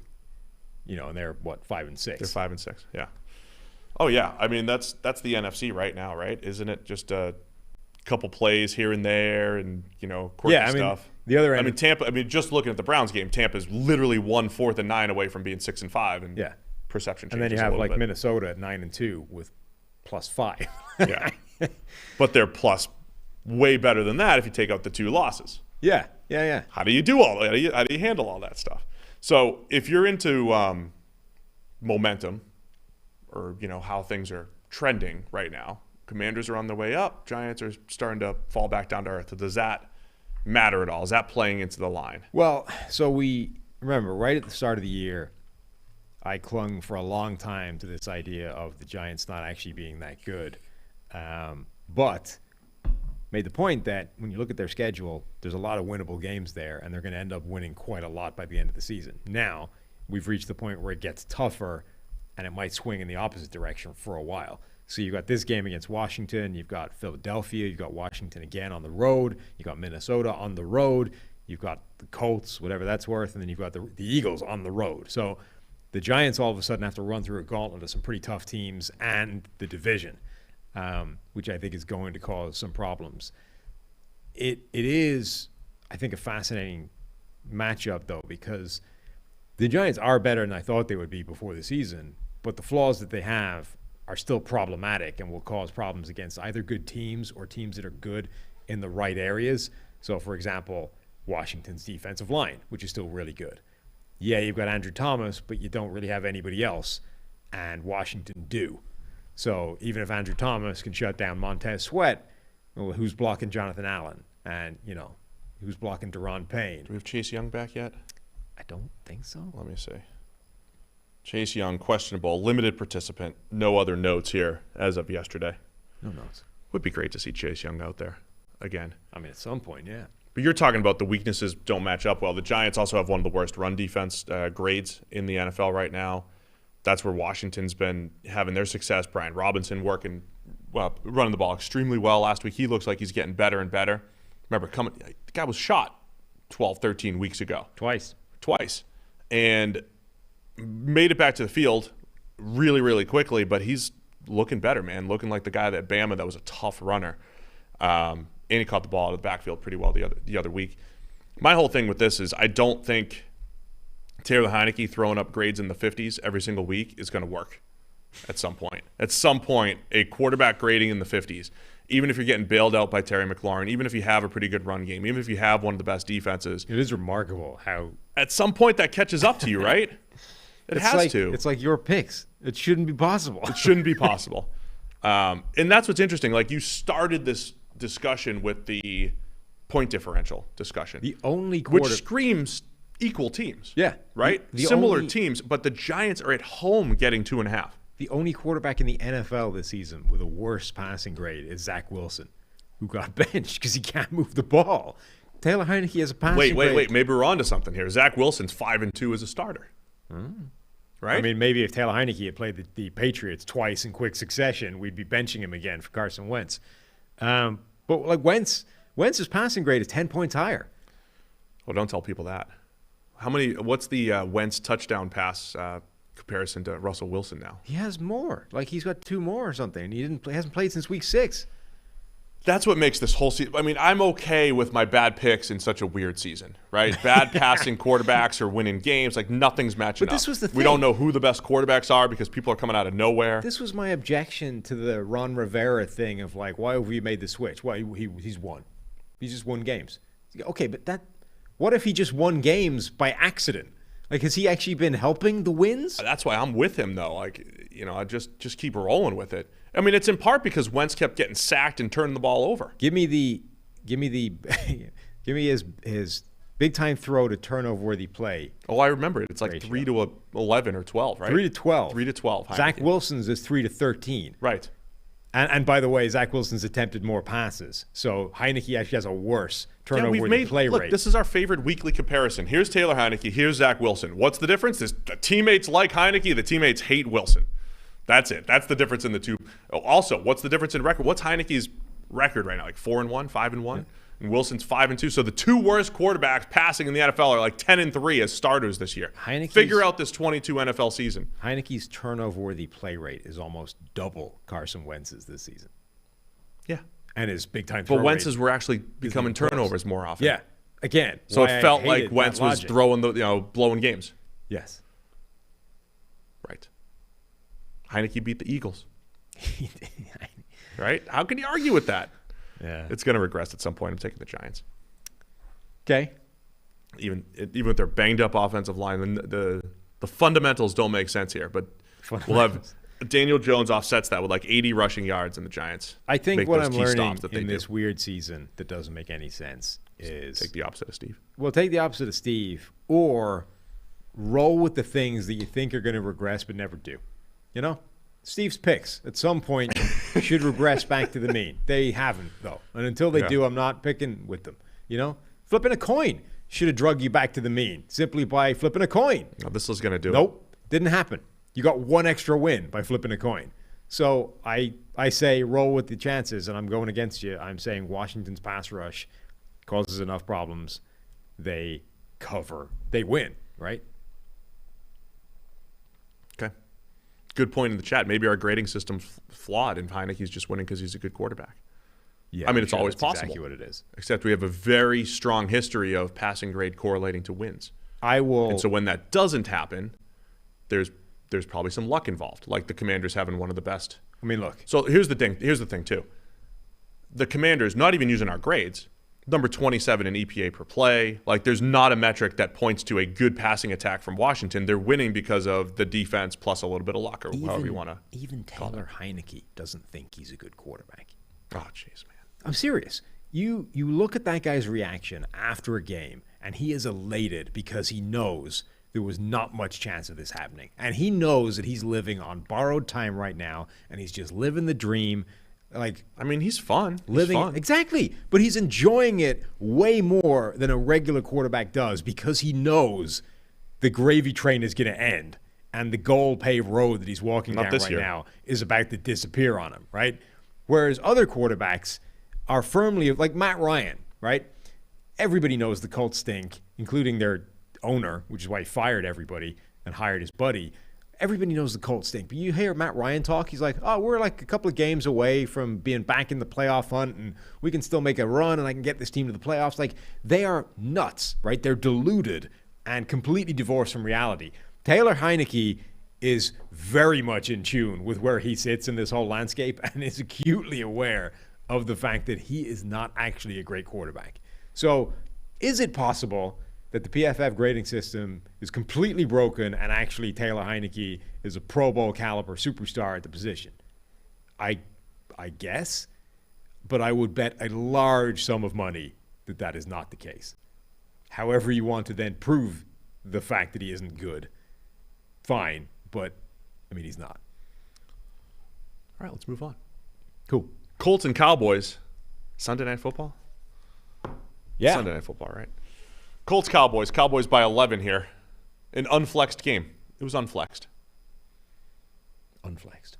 Yes. Do you see how bad There was like a lot of good games that could have been flexed. Russell Wilson is so bad that Sunday Night Football flexed out of a Patrick Mahomes versus Russell Wilson game?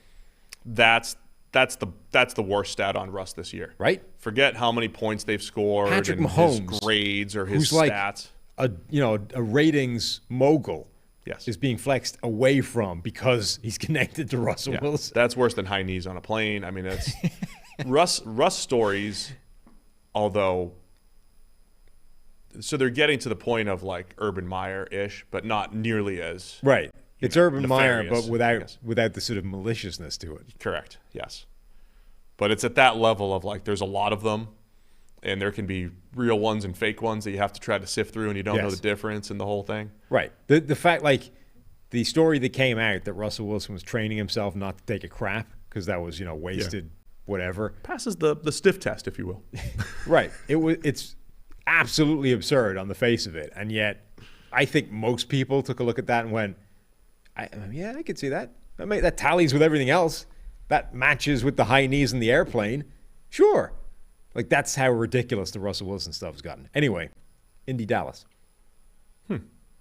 My old roommate's the new Royals pitching coach. Good How for about him. that?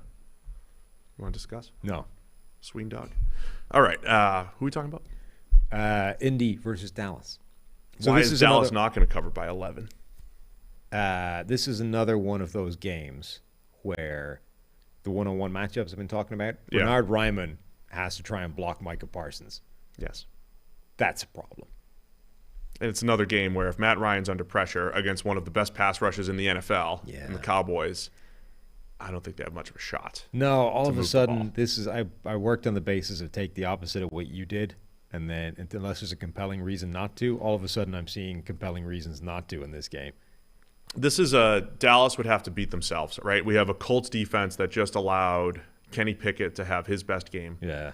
picking them apart. Uh-huh. Dak Prescott has had some struggles in the first half, but then the second half he's been much better in recent weeks. But they're finding their groove in Dallas, right? You've got Michael Gallup emerging, Jake Ferguson. They have other guys making plays. It's not just the CeeDee Lamb show. For the last 2 weeks, a couple weeks ago against the Packers, it felt like maybe it was too much reliance there.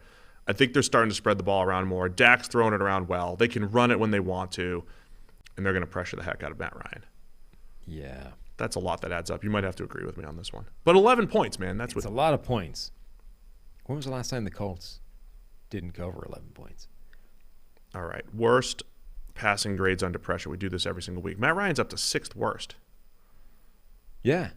He's not good. The worst are Zach Wilson, Mac Jones, Trevor Lawrence. So all your second-year quarterbacks. So the Patriots loss was Taylor last. Heineke, who just wins games. Doesn't matter about his grades. Kyler Murray, and then Matt Ryan are your worst under pressure So the this year. Colts- Matt Ryan's got 3 touchdowns, 8 picks, lead the NFL by 3. You look at the Colts' record this year, it's a sequence of one-score games, a 26-3 loss to the Patriots, and a 24-0 loss to the Jags. What about him? It's a sequence of one-score games, either way. And then those those 2 random beatdowns. But even the beatdowns, the score never got out of hand. It just got to 20-something, and they didn't score, essentially. Yeah. I could easily see this being a game where the Colts offense scores 3 points. But if it isn't, they cover 11. The Cowboys were also one of those teams that last year we started to get these vibes right around this season, right? They're capable, right? They're capable of making that playoff run. Trayvon Diggs is getting all his picks, and Parsons is rushing the passer more, and Dak is playing well. And then they kind of lay an egg, and then they beat up on bad teams. The Cowboys do a good job of beating up on teams that they should, though. So that's why I'm leaning Dallas here. How many? We've had 3 weeks of Saturday, right? Yes. Saturday the coach rather than the day. Coach Saturday. Coach Saturday. In the 3 weeks of Coach Saturday, the Indianapolis offensive line ranks 20th in pass blocking efficiency. That's not great against Micah Parsons. Dallas has the number 1 pass rush. That's in a the NFL. massive improvement. Yes, it is. They're up to 20th. Dallas has the number 1 pass rush in the NFL by a pretty healthy margin. Oh, God. I hate this game. Well, we get to all watch it together in primetime. Excellent. Come on, switch your pick. No, I'm sticking with I'm not being suckered in. I'm not doing it. Indy are going to cover 11. It's a large number of points. They're going to score more than 3 and cover 11.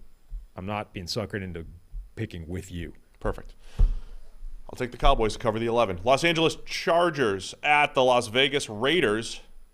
Chargers favored by 1.5 at Vegas here. The player, freshly named Defensive Player of the Month here in the AFC. Yeah, surviving your jinx. Yeah, I think we could get past it now. Dude's flying around making plays. All right, so these guys, remember they had the special game last year at the end of the season. Special game with the game on the line. Was that in Vegas? I think it was. So it was the last time they played in Vegas. Pretty sure that's where it was. What are you looking for in this one? I mean, the usual thing for the Vegas offense, which is, does it function? Like they've been trying to force feed the ball to Davante Adams. Sometimes it works, sometimes it doesn't. I just want to see some sort of like rhythm and consistency to that offense. Against the defense, it's, susceptible to it. They had a good matchup back in week 1. Remember, they played in LA, 24-19 Chargers. We didn't know much. We didn't know anything about either team. We thought the Chargers were a potential Super Bowl contender. We didn't know exactly what to expect from the Raiders other than, hey, they've got a lot of talents. They're coming off a playoff appearance, and you've got Josh McDaniels coming in with Chandler Jones and Davante Adams and the whole deal. For the Raiders, though, last week we talked about Chandler Jones finally putting something together. Their pass rush was the best they've had all year. It was against Seattle. I think they might be able to, if they could replicate that against the Chargers, probably cause some problems here. And then from a Chargers standpoint, every single week it's like, can we get Justin Herbert over 7 yards per attempt, over 6 yards per attempt? Can we get him creating big plays like he's supposed to be? Every single week asking this question. Yeah. The other thing is that the Chargers' run defense is basically the same as it was last year, which is to say terrible. Yeah. They have the worst yards per attempt allowed figure in the NFL. They're at 5.4, something like that. It's a couple of decimal points above anybody else. The Raiders just got done with a 300-yard scrimmage day from Josh Jacobs. Like, Josh Jacobs should carry the ball 25 times in this game, and you don't need to force feed the ball to Davante Adams too much. Raiders with back-to-back walk-offs in overtime these last couple weeks. We going to overtime again in this one? Absolutely. This feels like it, yes. This feels like. Can I not scoregami it, but pick a score plus overtime? Okay. So Raiders are going to win in overtime again. All right. By 3. So okay, if you get overtime right, how many games are we giving you?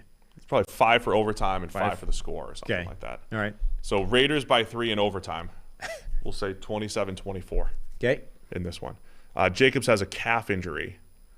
He's questionable. As does Brandon Bolden, a calf injury. Is that like the calf injury that I had when I was with the Mariners? Oh, a fake one? Yeah. Yeah, I don't know. The manager asked me, "Hey, you're going on the DL. What injury do you want?" We usually give out a calf. Okay. So I'll take the calf. You should have gone with something more exotic, like Chauncey Gardner-Johnson with his lacerated kidney. Yeah, those are just when you're trying to get signed again. People ask questions. If it's a little calf strain, it's like, oh yeah, that's not going to linger. Yeah. That's not going to cause any problems. Lacerated kidney, it'd be like, dude, get this guy out of here. This guy might die on us. We can't sign him. So I'm just wondering if it's a phantom calf or a real calf. I don't know. Yeah. But that'd be bad for the Raiders. Jacobs running hard. He's been fantastic. Davante Adams is still having a good season. That's what's funny about Adams, right? He's having a good season, Sam. Yeah. It's just not a transformative season for his team's offense the same way A.J. Brown and Tyreek Hill have had, right? But I'm going to stick to the – He's third in the NFL in targets. Doesn't feel like it, weirdly. Right, because again, it's not about – I don't even know what I know Tyreek Hill has crazy stats. I don't even know what A.J. Brown's stats are. I don't even care. All I know is the Eagles' offense is much better. The Dolphins' offense is much better. And the Raiders are the same.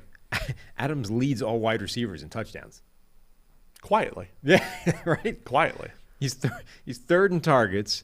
This is what is interesting, right? Because if you had Darren Waller this entire time and a healthy Hunter Renfrow, and then, oh, by the way, Mac Hollins is going to emerge as your 4th target behind those guys, things should be working. Yes. For the Raiders. They should be working. So this is why I think it's night and day with what's happening with Nathaniel Hackett in the Broncos because nothing about that offense is working. Right. Whereas the Raiders, yeah, they've laid some eggs. They've had some bad games in there, but they've had some good games as well. Broncos literally haven't had a good game offensively. So I think the Raiders are better than their record, is what I'm saying. So I'm taking them to win and cover in overtime. All right. I am taking the Chargers because you picked the Raiders, although it's another one where I'm looking at it and don't have a tremendously compelling reason for it. Sound strategy. Thanks. I can't wait to – man, the Chargers actually invested in their run defense this offseason, and it's still not good. To be fair, some of those players aren't there. No, I get it. I understand. But I'm just curious. They're going to be just such an interesting team as far as offseason moves and everything. Already looking ahead. We did a little free agent preview. I do wonder what they would look like if, they sort of generally approach their defense the same way.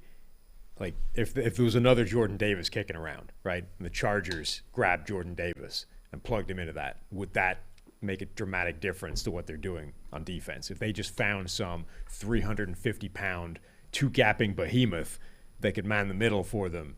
He was the guy we were pairing them with a lot in the first round. But they could have made the same moves that the Eagles did. Pull up Linval Joseph back to the Chargers. Pull Ndamukong Suh. Not that would have changed things a ton, but all right. Let's go. Pittsburgh Steelers at the Atlanta Falcons. Steelers favored by 1 here. People high on the Steelers after their Monday Night Football win. Kenny Pickett's best game. Signature win. Yeah. I mean, it's back-to-back dome games for Pickett, so you get the glove in December. It'll be fine. The only pass rush that is less effective than Atlanta's is the Chicago Bears. So Kenny Pickett going to have all day to pick his passes and actually have success again. To George Pickens. Yes. Pickett to Pickens. Pickett to Pickens. Pickett to Pickens. Pickett to Deontay Johnson. Pickett to whoever he wants to. It's going to be a lot of passing in this game. They're going to have success. And then I think Pittsburgh's defense actually might do a reasonable job against this weird Atlanta offense that doesn't want to pass the ball. Yeah, Steelers' run defense is far better than it was last year. Their linebackers have played a little bit better. You've got they've decent also group got in the interior. They've got kind of matchup players on defense. Like the way the Cardinals sort of assembled a group of matchup players, none of whom can actually match up with anybody. The Steelers, I don't think, have gone out of their way to assemble matchup players, but actually have quite a few that can do it. So, T.J. Watt is very good at being able to shut down multiple parts of an option at the same time, for example, on his side. Minkah Fitzpatrick has the kind of read and react skills that can torpedo, quirky plays that stress defenses laterally and vertically. The linebackers that they have might be generally underachieving relative to their talent level, but Myles Jack is a freak athlete. Devin Bush is able to do stuff.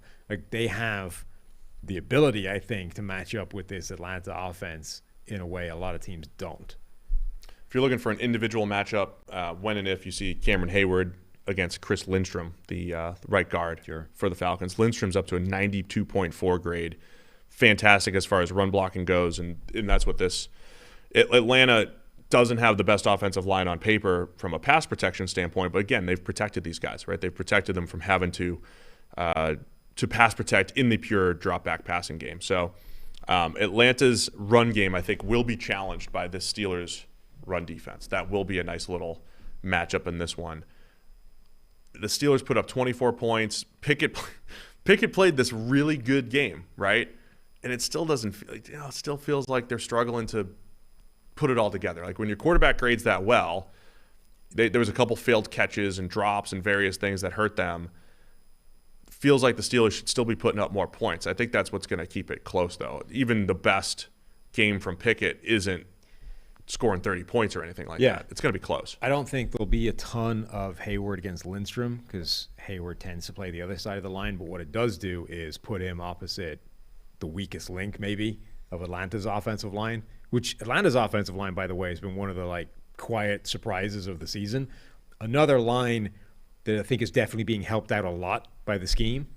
Atlanta runs the ball 53% of the time. It's like Chicago's offense. There's no true pass sets or anything in there. So they look a lot better than they would be if they were running a different offense, but they've been really good this season. But left guard, I think, is maybe their weakest spot going up against Cameron Hayward, another position where, again, like Pittsburgh's defense could actually have an advantage and cause them some problems. Looking forward to this one. Kyle Pitts has been placed on IR. Yep. Looks like he's done for the season. I really wonder what they feel about Pitts at this point. 4th overall pick. If I'm another team, I'm calling the Falcons this offseason to see if they want to trade him. Do the Falcons want to play this brand of football, or is Arthur Smith just adjusting to what he has? Marcus Mariota is the quarterback. We're not going to drop back even 30 times a game. We're going to run the ball. But isn't this it's like a variant of what they were doing in Tennessee when he had Ryan Tannehill as the quarterback? Like, it's not a million miles from what he's always wanted to do. Far less than they did. I know, then. but it's not like this is a dramatic departure, you know? We're not sort of seeing, I want to run this offense, but I have this guy, so I'm going to run a complete 180 and do something totally different. It's like, we're skewing more towards the run, but this is kind of the Arthur Smith offense, regardless of who the quarterback has been. Just saying, I would make that call. To me, the interesting thing, though, about this Falcons passing attack, such as it is you take Kyle Pitts out of the lineup. Remember, everybody's already been bitching that they don't use Kyle Pitts enough. You take Kyle Pitts out of the lineup, you're like, all right, surely now Drake London just gets all the targets because who else is left? And Drake London, in that game last week, had 3 targets. The guy that ended up getting all of the work was Zacchaeus. Yeah, Zacchaeus had the big 44-yarder that put them into scoring range. Led the team in targets, catches, yards per route, everything. Like, he was the guy that became the number one option in that passing attack, not Drake London. And all of a sudden, their stable of, giant receivers. No, now it's speed guys and shifty guys. None of them are getting the ball. Yeah. I'm going Atlanta here to cover at home, cover the 1. I think they'll. I think it's going to be a close game. Is the point, and I like Atlanta getting points here. I actually went Atlanta this time. And this is the first time you've agreed with me. Right, and yet now I think about it, I kind of like Pittsburgh. Yeah, go the other way. Flip it. I'm gonna flip it back. Take the Steelers. Green Bay Packers at the Chicago Bears. Packers favored by 4.5 at the Bears. The owner of the Chicago Bears, Aaron Rodgers, has announced that he will play. Him and Matt LaFleur said he's good to go. X-rays were negative, so a rare case where the owner gets to play against his team. Yeah, very rare. It's a joke. Okay. It's not real. Aaron Rodgers not really an owner of the Bears. Self-proclaimed owner. Are we getting Justin Fields back? That's a maybe. Maybe. Strong maybe. I think for Strong Fields. maybe. Well, it's day to day for the rest of the year. Right. Yeah. Could be the end of the year. Right. Could be he's going to be questionable, of course. Matt Eberflus, head coach, said that Fields will practice in a limited capacity and his status for Sunday's game against the Packers remains unclear, which I'm interpreting to be maybe. And Ian Rappaport has reported that he has partially torn ligaments in his left shoulder, which is, of course, every tear. You know, like that's what a sprain is. That's what Rap Sheet's here for. So he has a sprained shoulder, which is what we knew when he was being carted off to the locker room, essentially. The other key part here is Kyler Gordon, the two top draft picks from last year, Kyler Gordon and Jaquan Brisker, a couple second-rounders, both missed last week, and they're both currently still in concussion protocol, both day-to-day, ahead of the Packers game here. So, I don't know. Aaron Rodgers could have 20 broken ribs. How many ribs do you have? He could have all of his ribs broken. He was going to find a way to play against the Bears in a depleted secondary this week. That's my theory. Yeah. Okay. It's a fascinating game. Okay. Justin Fields being there obviously totally changes things. But even without Justin Fields, they want to run the ball first and foremost. And we're fresh off a game where Green Bay couldn't stop the run to save their lives. And Chicago's offensive line, I think, is like one of the things from last week that got answered a little bit, or we got a little bit more clarity about, was Chicago's offensive line held up really well, even without Justin Fields. So, like the line is not a product of Justin Fields, changing everything, and all of a sudden, like the way it is with Lamar Jackson, where he changes the way the entire defense has to play, and they don't rush as the same, they don't stress the offensive line as much. Justin Fields is not the reason that Chicago's offensive line was trending upwards. I think they're headed in that direction anyway, and they run the ball a lot better than they pass block. So I mean, Green Bay's defense is actually not a bad spot for this Chicago offense to roll, even without Justin Fields. So whether it's Fields or Simeon, I mean, they played way back in week 2. Packers were coming off a bad week 1 game. That's what they do, right? And it was like, how are the Packers going to bounce back? Probably. We thought they were better than they are. But early on, Justin Fields makes a few big plays. I think they got slowed down the Packers offense for a while, and then at some point the Packers were just better. In this one, the Packers are just better. They're a 4-win team, but they are just better, on both sides. But if the Bears can slow the game down, play the takeaway game, run the ball, if it is Fields, then he's an X factor, right? And then it's like, okay, can the Bears slow down the Packers offense? The Packers offense, I still believe, is potentially much better than they were even just 3 weeks ago. They lost 31-28 to the Cowboys, or they beat the Cowboys, 31-28. They only scored 17 against the Titans, but I think that was on Rodgers. I think he just left plays on the table. I mean, that was the throws were there, right? Early in the year, the throws weren't there. People weren't getting open. It was a low percentage offense. Last week, the Packers scored 33 in a loss to the Eagles, including some Jordan Love, big touchdown in there. I just think this Packers offense has a potential to be far more explosive down the stretch because of Watson, because of what Christian Watson brings to the table and opening things up for everybody else. So I like the Packers in this. As long as Aaron Rodgers can throw the ball, seems like he'll be fine. I don't think he'll be in the same level of pain he was last week, right? If the Bears hit him early, maybe that takes him off his game, but he was throwing fine too, even with the pain the other day. Missed a throw, but I think the Packers are going to they're just a better team, man. And I think they're going to be far better offensively than they were even just 3 weeks ago. They're definitely a better team. And obviously, certainly if Justin Fields isn't playing.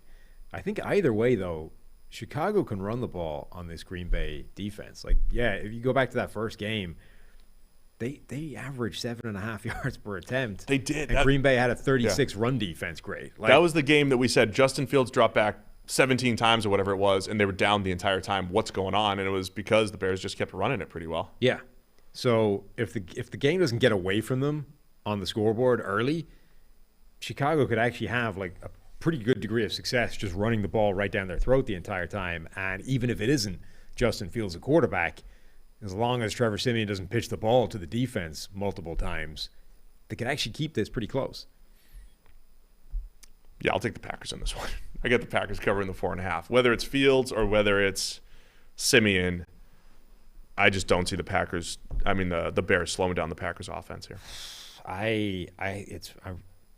I'm really torn. I think this game flips if Fields is the quarterback. I think if Fields plays, the Bears win outright.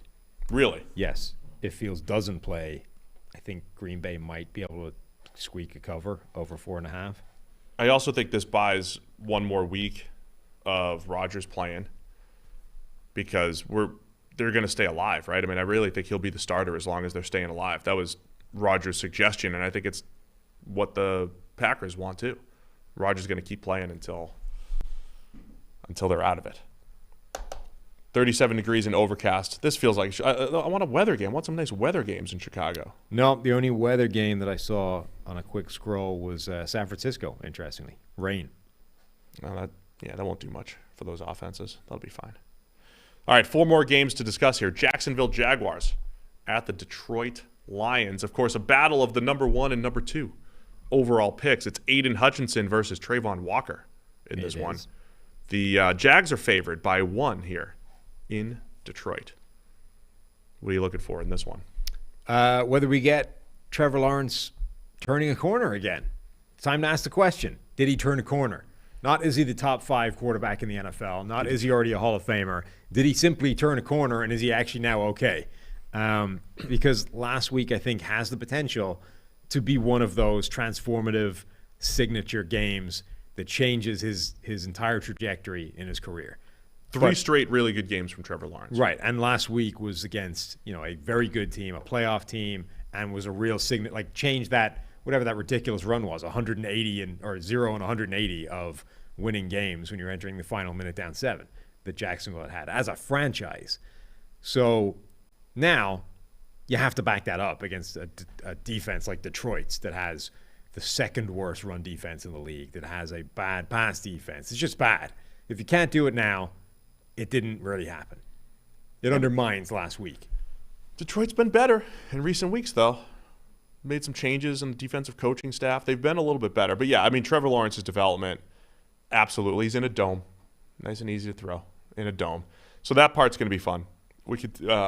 That's part of the storyline.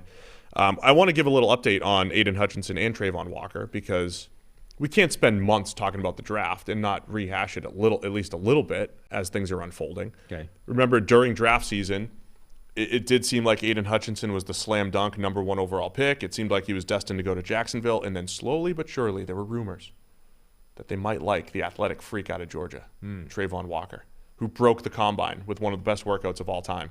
So the Jags decided to invest in the workout numbers over the production. So far, what we have here is Aiden Hutchinson beating Trayvon Walker in PFF grade, 69.8 to 58.2. They've had similar run defense grades. Hutchinson 65, Walker 64.7, very similar. Pass rush grades actually kind of close as well, 57 for Hutchinson, 52 for Walker. They've both just had a couple nice plays as in coverage where Trayvon Walker week 1 had that interception. Hutchinson now has 2 interceptions. That's boosted his overall grade. But from a just run defense and pass rush standpoint, pretty similar for both players so far. Hutchinson has 33 pressures to Trayvon Walker's 24. And Hutchinson has 6 sacks to Walker's 3. I made this point in the lead up to the draft, but in years where there isn't an obvious quarterback to go number 1 overall, or for whatever reason the number 1 overall team is not taking a quarterback, nor are they trading back, we default to offensive tackle or edge rusher. Those are the positions we talk about going number 1. And I was making the point of we should probably be talking about one of the cornerbacks going number 1. Now, I was leaning on Derek Stingley more than Sauce, but right now, I mean, Sauce Gardner is the clear defensive rookie of the year and is dramatically more valuable than either of these two guys are. Oh, my gosh, yes. At this point. So there's a little hindsight there, but the thought process of let's consider corner is not hindsight and not crazy. And it's also early, and right? I don't think it was ever really done. Nobody at any point had either Stingley or Sauce going number 1 overall. It was either – it started off as Thibodeau. Thibodeau was the guy like a year out. And then it became Aiden Hutchinson. And then when we flirted with the offensive tackles, is Evan Neal going to go number 1 overall? And then it became clear that the Jags were zeroed in on and why not Trayvon Walker. And so the interesting thing is when you do have elite corners, there are some clear-cut top 5 corners, and they don't miss a ton. Corner is a volatile position, but you don't miss on consensus elite corners a ton. Now, it's early on both of those guys, but Sauce looks special. Yeah. Stingley hasn't done it yet, right? We don't know what's going to happen there yet.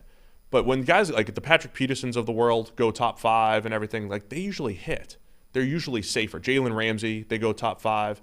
So it's a volatile position, but when you get a consensus that this guy should go in the top 5, it decreases that volatility.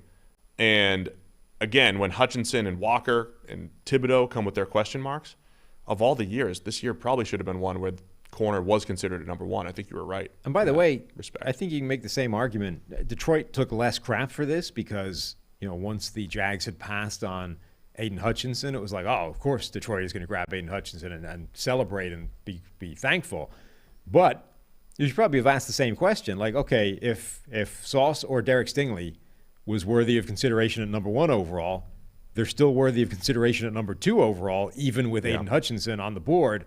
And I don't think Detroit considered that for a second either. Like, they just went, great, we got Aiden Hutchinson, celebrate. And like I said, too, I know that which team won on draft night had the biggest impact player, it was the Eagles and A.J. Brown. Yes. And I think, but like the Jaguars would never, it's the same division and all that stuff, but if they had a chance to trade number 1 overall for A.J. Brown and take his contract, I don't even think they would consider it. I don't think NFL teams consider that with the top 5 pick because it feels so valuable. But man, A.J. Brown, like I wouldn't want to come away with any other player but A.J. Brown.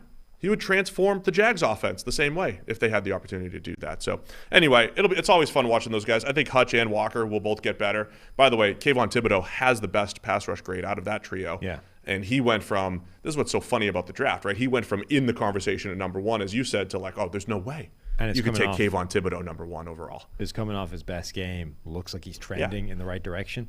But this is why all draft discussions are crazy, because it's like in our head, it's like, well, this guy's clear number 1 and this guy's clear number 2, and it's somewhat of a crapshoot once they get to the league. So don't be so confident in everything. Sauce Gardner. Unless you have my draft model. Yeah, of course. Sauce Gardner right now in terms of WAR is worth 10 times what the other two guys, the two edge rushers, are combined on the season. Yeah. He's been better. Yeah, at a more valuable position once you hit on it. All right, where are you going with the actual game here? I think I'm backing Trevor Lawrence to back up his breakout performance, signature performance from a week ago, do it against the worst defense, and ascend. Yeah. Head in the right direction towards the Andrew Luck career he was supposed to have. There we go. I could see that happening, but I'm taking Detroit covering the 1 because I know they went from winning 3 straight. They lose to Buffalo, but it's Buffalo, right? Took them right down to the wire against a good Bills team. So the Lions are still restoring the roar, as they say.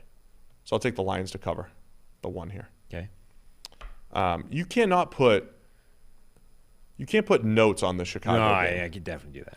You can't put notes on if Fields plays. It's not changes change everything. You can't change it. Of course it changes everything. Of course Fields changes things versus Simeon. Yeah. You can't change your pick dependent on that, though. No, I tried to do that earlier in the year. When? The Kyler Colt McCoy game or whatever. One of those. Didn't we let you do that? Maybe. It's still probably failed. All right, Cleveland Browns at the Houston Texans. Browns favored by 7. Of course, the big story here, Deshaun Watson coming back from his suspension and facing his former team. The NFL did this extremely well. Yeah. Funny how that happens. Facing his team. Right. I'm not commenting on how they handled anything else. No. But Watson's back. Can we let's get it out of the way again. We don't want to have to mention, we're not doing anybody any favors by mentioning Watson and prefacing every time we talk about him with, we don't like what he did off the field. We don't agree with, let's just say that's understood. Yeah. Anything that happened off the field. We have talked previously extensively about what we think about Deshaun Watson, what he's alleged to have done, what the entire lawsuit situation is. It's just not worth spending 5 minutes I guess you could argue it is, but I don't think it serves our listeners best to spend 5 minutes every time we mention Deshaun Watson, bringing up the relitigating everything, right? We've talked about it. We've done a whole daily on it. We've discussed the topic extensively. Obviously, we're not fans of that entire situation. But now it's time to talk about Deshaun Watson, the quarterback of the Cleveland Browns, because that's the situation the NFL has put everybody in. Yeah, and that's now our job because we talk about every game. We talk about the football part of the game. So we did have a daily on Watson the other day, what to expect from him coming back. We could rehash some of that stuff here, but it's been 700 days since he's played football. Will there be a rust factor? What's this going to look like with Watson going up against the worst team in the NFL? Yeah, I don't see how there can't be a rust factor after 700 days of not playing. I don't know if preseason means anything, but every preseason he plays, he's bad. So he was terrible the few snaps we saw him in preseason with Cleveland. He's also been bad every preseason he's played for Houston. Now, maybe does that mean that he needs preseason to shake off rust, and just a few snaps here and there, and then once he gets to the regular season, you get the real Deshaun Watson? Or is that just the fluky random run of preseason or whatever? But I do think we're going to see probably a pretty ugly game from Deshaun Watson, a quarterback, while he works his way back into the flow of things. The thing for Cleveland, though, is that it really shouldn't matter. It's Houston. Yeah. Houston stink. Miami, we're about to cover a near 50-point spread by themselves until Teron Armstead went down. Cleveland should be able to run the ball at will. They should be able to pass the ball reasonably well, even without Deshaun Watson playing out of his mind. Okay, Cleveland's defense isn't good, but Houston are starting a terrible quarterback, so it probably won't matter. one of the points I wanted to make when we were talking about the Bears was at the beginning of the season when teams are clearly rebuilding, we say, hey, you're looking for guys that are going to be a part of the rebuild. Yeah. And I think the Bears feel good about, like you said, some offensive linemen and some of the, obviously, Fields development and all that stuff. If you're a Texans fan, it's not much. It's really not much to feel good about. Draft pick wise, we haven't, if Derek Stingley, who's banged up, like if he had at least shown his, signs of brilliance or whatever it is, or Jalen Petrie or whatever it is, they're early round picks. That's not happening. Kenyon Green, he's not playing well. Their first round guard that they probably picked a little bit higher than they should have. He's playing terribly to the point where he's been benched, kind of. You don't have, you have Obo Okoronkwo, who you signed, but he's on a 1-year deal. Like you don't have these long-term pieces that are actually playing well in Houston. And hasn't sort of taken advantage of a potential opportunity. Same thing with Jonathan Grenard, who last season looked like a potential breakout candidate, right? Was grading incredibly well on limited snaps as a pass rusher. And it's like, well, let's see what he does this year with a bigger shot. Hasn't had a bigger shot, and B, when he's been on the field, hasn't gotten any pressure. So, like, the only guys, like Jerry Hughes has had a rough start, but has actually started to get back in his groove as the season's gone on. Jerry Hughes, like 35 years old. Right. Like, and Laramie Tunsil is Damian Pierce is your shining light. Laramie Tunsil's doing really well on offense, but he's on a ton of money, and we knew that already. Yeah. Damian Pierce, looks fantastic, but we've already seen if the offensive line gets wrecked, Damian Pierce has nowhere to go. Nico Collins looks reasonable, but that's the kind of thing you're doing is you're sort of stretching it as far as, Nico Collins looks real. Yeah.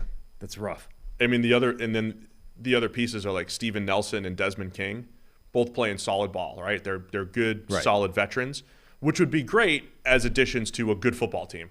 But right now they're just, guys on a bad football team who happen to be playing better than the youngsters. So it doesn't feel good in Houston because I don't think you've discovered a whole lot of who's going to be a part of the rebuild here. No. Kyle Allen struggled in his 2 starts at quarterback.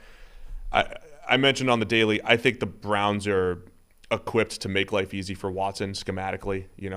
Trust the run a little bit of play action, run a simple scheme. I want to rehash an email that we got later, but there's an emailer who wants to give credit to Kevin Stefanski in his little run as offensive coordinator / head coach. And when you do look at some of the numbers, Baker Mayfield, wit and wit out, as they would say in Philly, Kirk Cousins, wit and wit out. There's a little bit of a history there. Yeah. Jacoby Brissett, most recently, wit and wit out, Kevin Stefanski. So Watson, coming off of 2 years ago, an elite season, are we actually going to see him take another step at some point once he works the rust? Yeah, it's still a great situation. It's only 1 start, by the way, for Kyle Allen. 1 start, sorry. It's still a great quarterbacking situation. And again, you're just itching to correct me. I know, right? Going into the season, it was like, this is the best situation Jacoby Brissett has had as a starter. Like, there's a world where you do get the better end of Jacoby Brissett and probably a better version than we've seen before. I didn't think it would be this stark. I didn't think he played this well. But the points still hold. Like, it is the best run game probably in the NFL. It's a great offensive line. They have enough weapons. Like, we were concerned a little bit about their receiving core.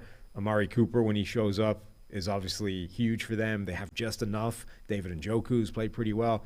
It's a good quarterback situation. It's a good system. It's a good team. It's a good scheme. It's obviously well coached. The things that have held them back have been the defense collapsing and just like not bad luck, but coming out on the wrong end of a couple of really close games that changed the complexion of the season. All right, Browns by 7. Where are you going with this one? I'm saying the Browns cover this thing. Apparently that means I have to say Houston covers, even though I think this will be a relatively comfortable win for Cleveland. Per the rules, yes. All right, Seattle Seahawks at the LA Rams. Seahawks favored by 7.5. Aaron Donald hurt. Not missing playing this game. for the first time. First game he's missed from injury since 2017. He's only missed 2 games in his NFL career. Wow.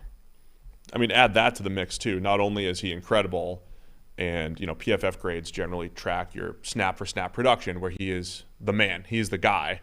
But he's also been out there more snaps than anyone else, and always plays. And he was well over 1,000 snaps as an interior defensive lineman last year. and he's out with an ankle injury. And attach it to the sort of use that as the data point of bigger guys are more durable.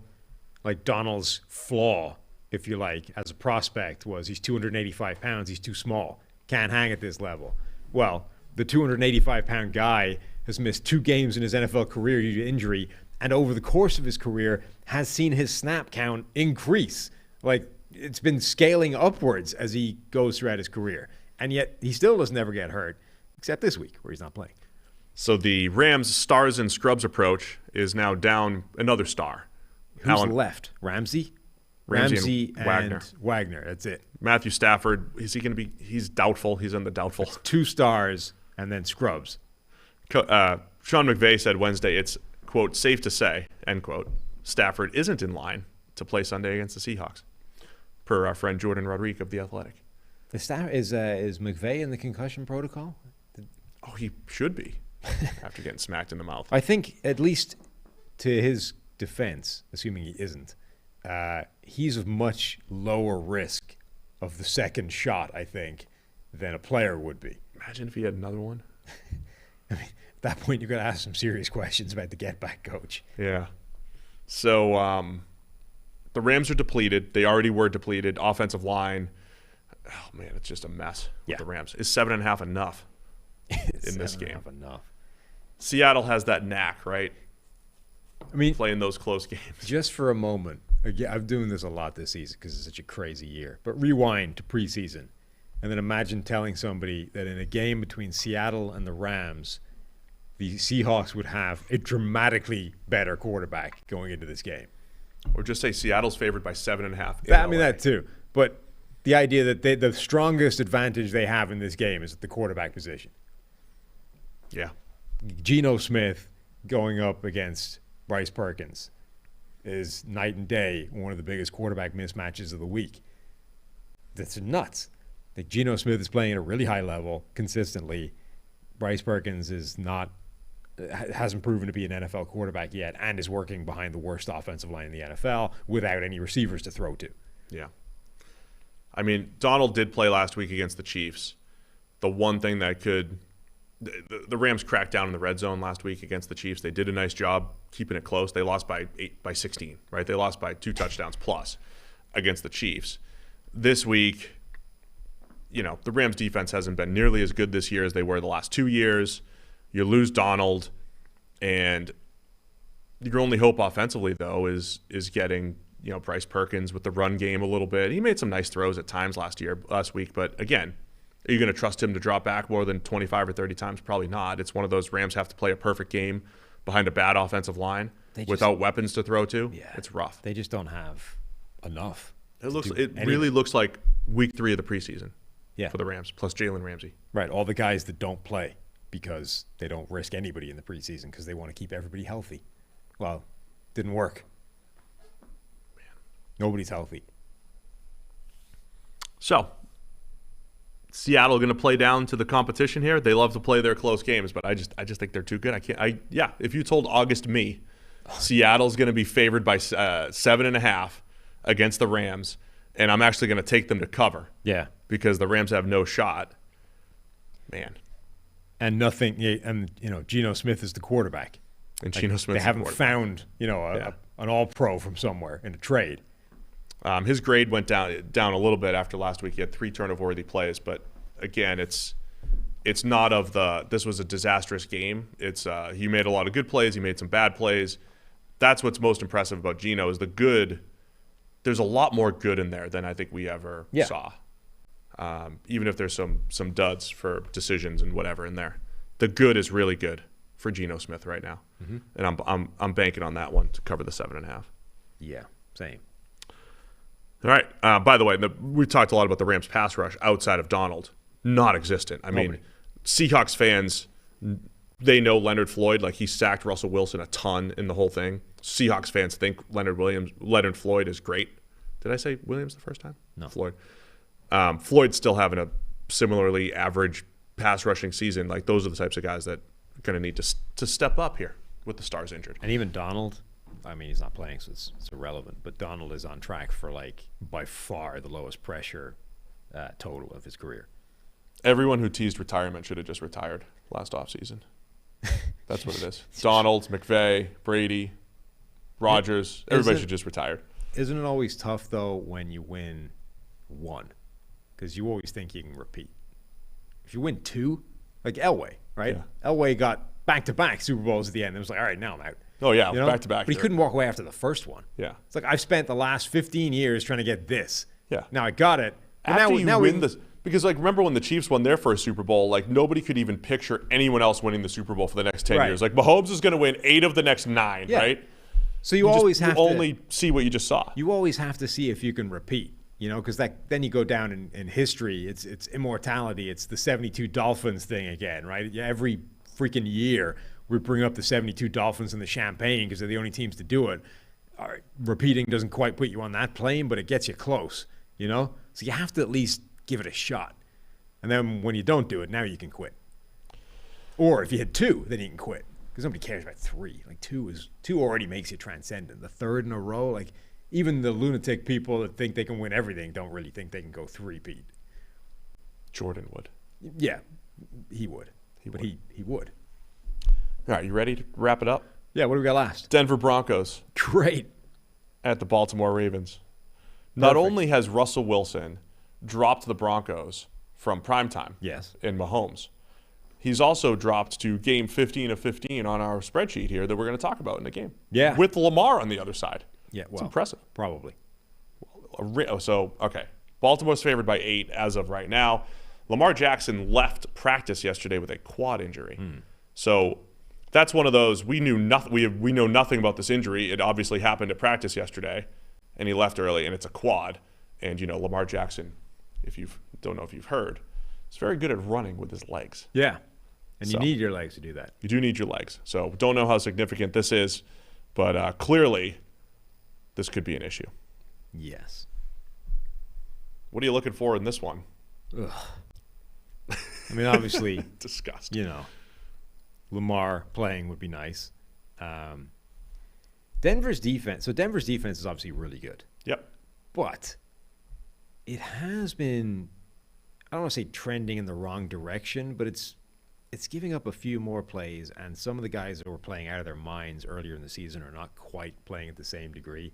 So like Baron Browning, for example, at one point I think was leading the NFL in pressure rate or pass rush win rate, one of the two, has had 3 consecutive pretty average games. So the pass rush hasn't been what it used to be.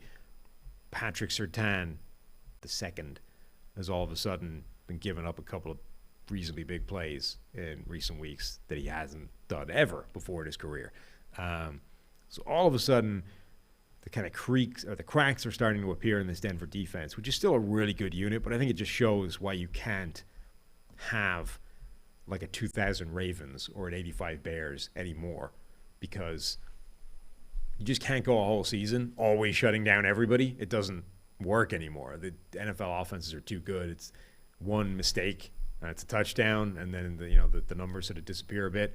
So I think this is why, or one of the reasons why the Russell Wilson thing is just building and building and building, because all of a sudden, like, it would be bad if the defense was still playing absolutely out of its mind, but at least you'd be able to go into the meeting room. You're like, guys, we did great. Like, everything was working. Now you've got that little needle of, and we screwed up with one play. Like, one play we made a mistake, and we lost the game. Like, now it's like it's just a little bit your fault as well. Like, obviously, in the greater scheme of things, it's way more the offense's fault than yours. But every week now, you're in the meeting room, and somebody's going, "Guy, you can't make this mistake." You're like, "What? That one mistake?" The offense is out here making a mistake every play. Yeah. So I think that's just making the whole situation even worse. Wilson has a 63.4 passing grade, by far the worst of his career. He's trending better. 3 out of the last 4 weeks have been solid. There's a bad one in there against Tennessee. For whatever it's worth, Wilson throwing the ball a little better the last couple weeks. But again, it's the offense as a whole. And I really think we're looking at, when we talk about Brady and the Bucs and we say, okay, it's, Brady's not playing to his normal level, but everything around him is really bad. There's elements of truth with that with Wilson. Wilson's playing well below his level, but also it's not like they're doing anything else well offensively. They've had injuries. They've had offensive line issues. They've run the ball inconsistently in the whole deal. So everything's just bad offensively for the Broncos. That's why I'm going to keep reiterating. I think end of the year, whether Nathaniel Hackett's still the coach or not, they're bringing somebody in that's had success with Russell Wilson. Yeah. Because the experiment of Wilson and Hackett and that offense not working. Is there anything you can do? Has to be, right? Like you're stuck. They are stuck with Russell Wilson. And it's ironic because every offensive coordinator that's had success, as in like won games and put up good stats with Russell Wilson, has also been maligned. And they've said, move on to the next guy. Let Russ cook. Yeah. Darrell Bevell, you idiot, and Brian Schottenheimer, you idiot. What are you doing, holding Russ down? Yeah. Maybe they were dragging him up the entire time. I don't know, but obviously Lamar Jackson's injury is going to be a factor here. But if the Ravens get up 10, as they tend to do, will the Broncos be able to bridge that gap? Fascinating, right? The immovable object versus the irresistible force of Baltimore being up 10 and then Russell Wilson leading a comeback. Yeah. Which is more likely to succeed in that scenario? Kyle Hamilton might be back this week. He's questionable on the injury report. Look, I think the Ravens are a better team. That's why they're favored by 8. I think they'll cover. I think they'll cover the 8. So I hate Denver so much. Even if Tyler Huntley is in there, we've seen Tyler Huntley play some good ball. Tyler Huntley's not a bad quarterback, certainly not a bad backup. The thing about Denver is, as much as it's miserable and everybody hates watching it and it's ugly, it's not easy to blow them out and to cover a big number because their defense is so good. And as inept as the offense is, it does tend to at least score something, you know? So you're in this realm now where you have a very narrow band of being able to cover a line like 8 points. I think Denver's going to make it ugly enough to cover 8. Ugly enough, huh? Yeah. Just enough. It's going to be miserable, but they'll cover. Any way to go the opposite with me. Yeah. At no point will they look like winning the game, but they're going to cover 8. All right. Picks are in. This will be telling. If this is the week you turn it around and go like 13-2, I'm feeling 13-2 this week. Not going to lie. So pissed off. I'm feeling it. Did you happen to hear the Patrick Mahomes, Matt Nagy story? Yes. So he's on the Kelsey podcast there. Patrick Mahomes telling the story about how Matt Nagy told Mahomes the plays. He loved Mahomes so much that he gave him the plays that Andy Reid was going to break down in their pre-draft meeting the next day. So Mahomes aced the pre-draft meeting with the Chiefs to look good in front of Andy Reid and the brass to further their move to trade up to go get Patrick Mahomes. Mm-hmm. And the rest is history. Yeah. Everybody who hates Matt Nagy and says, you don't run enough bootlegs, you're ruining Justin Fields. And he's the one who set up Mahomes and the Chiefs. I am just fascinated by this for a few reasons. It begs several follow-up questions that we're never going to get answered. Number one, how much does this happen? Like, how many times throughout the NFL where guys are brought in, quizzed on this stuff, is he prepped by like a dude who likes him in the process, right? Like, how many other times is a coach or whoever, a scout, giving this guy a heads up and like, this is how to look good? Number two, can you imagine if he got it wrong? Like, if Mahomes had stank, if Mahomes was a guy that he just loved, he was the toolsy quarterback, and then he just bombed, and it's like it emerged that Matt Nagy had fed him like the prep and like rigged the system so that we traded up everything for this dude on your say-so. You're right. Like, did someone on John Fox's Chicago Bears, who drafted Trubisky at 2 overall, did someone do it for Trubisky? I love Trubisky so much. We're going to give him the answers to the test. You know, whoever was the OC at the time. Was it? Or, Jamarcus Russell with the Raiders, right? If you left him to his own devices, he wasn't going to watch the tape. But if you told somebody prepped him before that, he had the greatest workout. Crushed the whiteboard. And then they drafted him number 1 overall. It's one of the worst draft picks in NFL history. Like, how many times has that happened, and how many times have they done it wrong? So people in the building are manipulating player draft stock. Yes. Just for their own, whatever. Which, again, is like just a phenomenal degree of hubris, given everything we know about the draft, It's not the total lottery and crapshoot that people make it out to be. But there's a lot of unknown and randomness to the point where I'm not sure you want to be doing, like, underhanded, nefarious things to rig it. So I'm very confident that this guy will be good. Am I so confident that that I'm going to like go behind everybody's back and essentially fix the process so that we take him. I mean, and Mahomes is smart too because, look, Andy Reid and the Chiefs have a history of making quarterbacks better. We know that. They were picking at number 27. Mahomes was in turn feeding information to the Chiefs that, hey, here are the teams that are going to come get me at 11, 12, 13. You better get to 10. So Mahomes was being trustworthy with them and saying the Browns want me, they're going to trade up, or the Saints or whatever it might be. They're going to come get me at 10. And here they are. Yeah, I think he said that if they let him get any further than 12, he was going to be drafted by somebody else. There's a lot of rumors that the Saints were coming up to 11. I saw people, I think it was Kevin Clark questioning that. Other people refuting it. I believe it, man.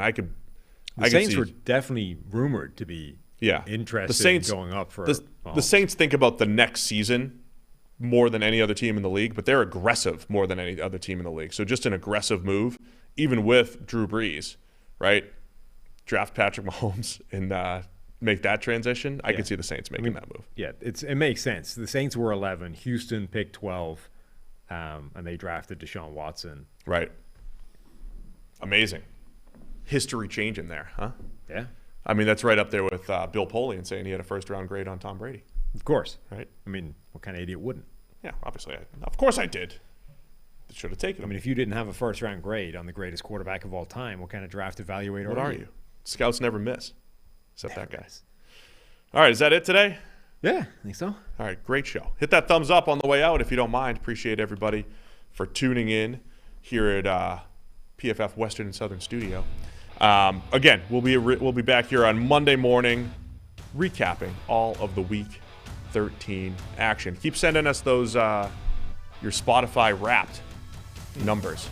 We're getting some ridiculous numbers sent in here. Yeah, I don't know how that guy got to that number. Was it 71,000 minutes? Yes. Apparently, 71,000 minutes is the time to beat, which is watching every show 3 times all the way through, I believe.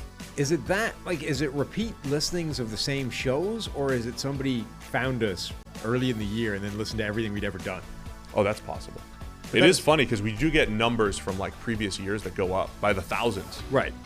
Sometimes.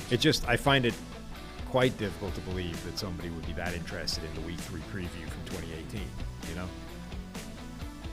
But maybe they are. I don't know. Maybe there's some talent evaluators. They want to see how we've grown. They want to hear our approach to things. Maybe that was an absolute banger of an episode. Maybe. I don't honestly Maybe they're remember. tracking our picks by hand, and they got to go back and listen. It's possible. If they are, it would be. Send us them in, please. Maybe they want to find our bad takes and call us out and clip them. A lot of bad takes back there. Anyway, we appreciate everybody because here's what the numbers have told us. Our listeners are dedicated, and we really appreciate the dedication. Are you just reading out the Spotify Wrapped slides? No. We should do that sometime. We should read what Spotify tells us about you. Yeah. Right? Because that sounded a lot like what it was. I just said you guys are dedicated. We knew that. We have those numbers. All right, that's it. We're out of here. Week 13 preview. Enjoy it. Enjoy the football. See you Monday morning. Thanks, everybody.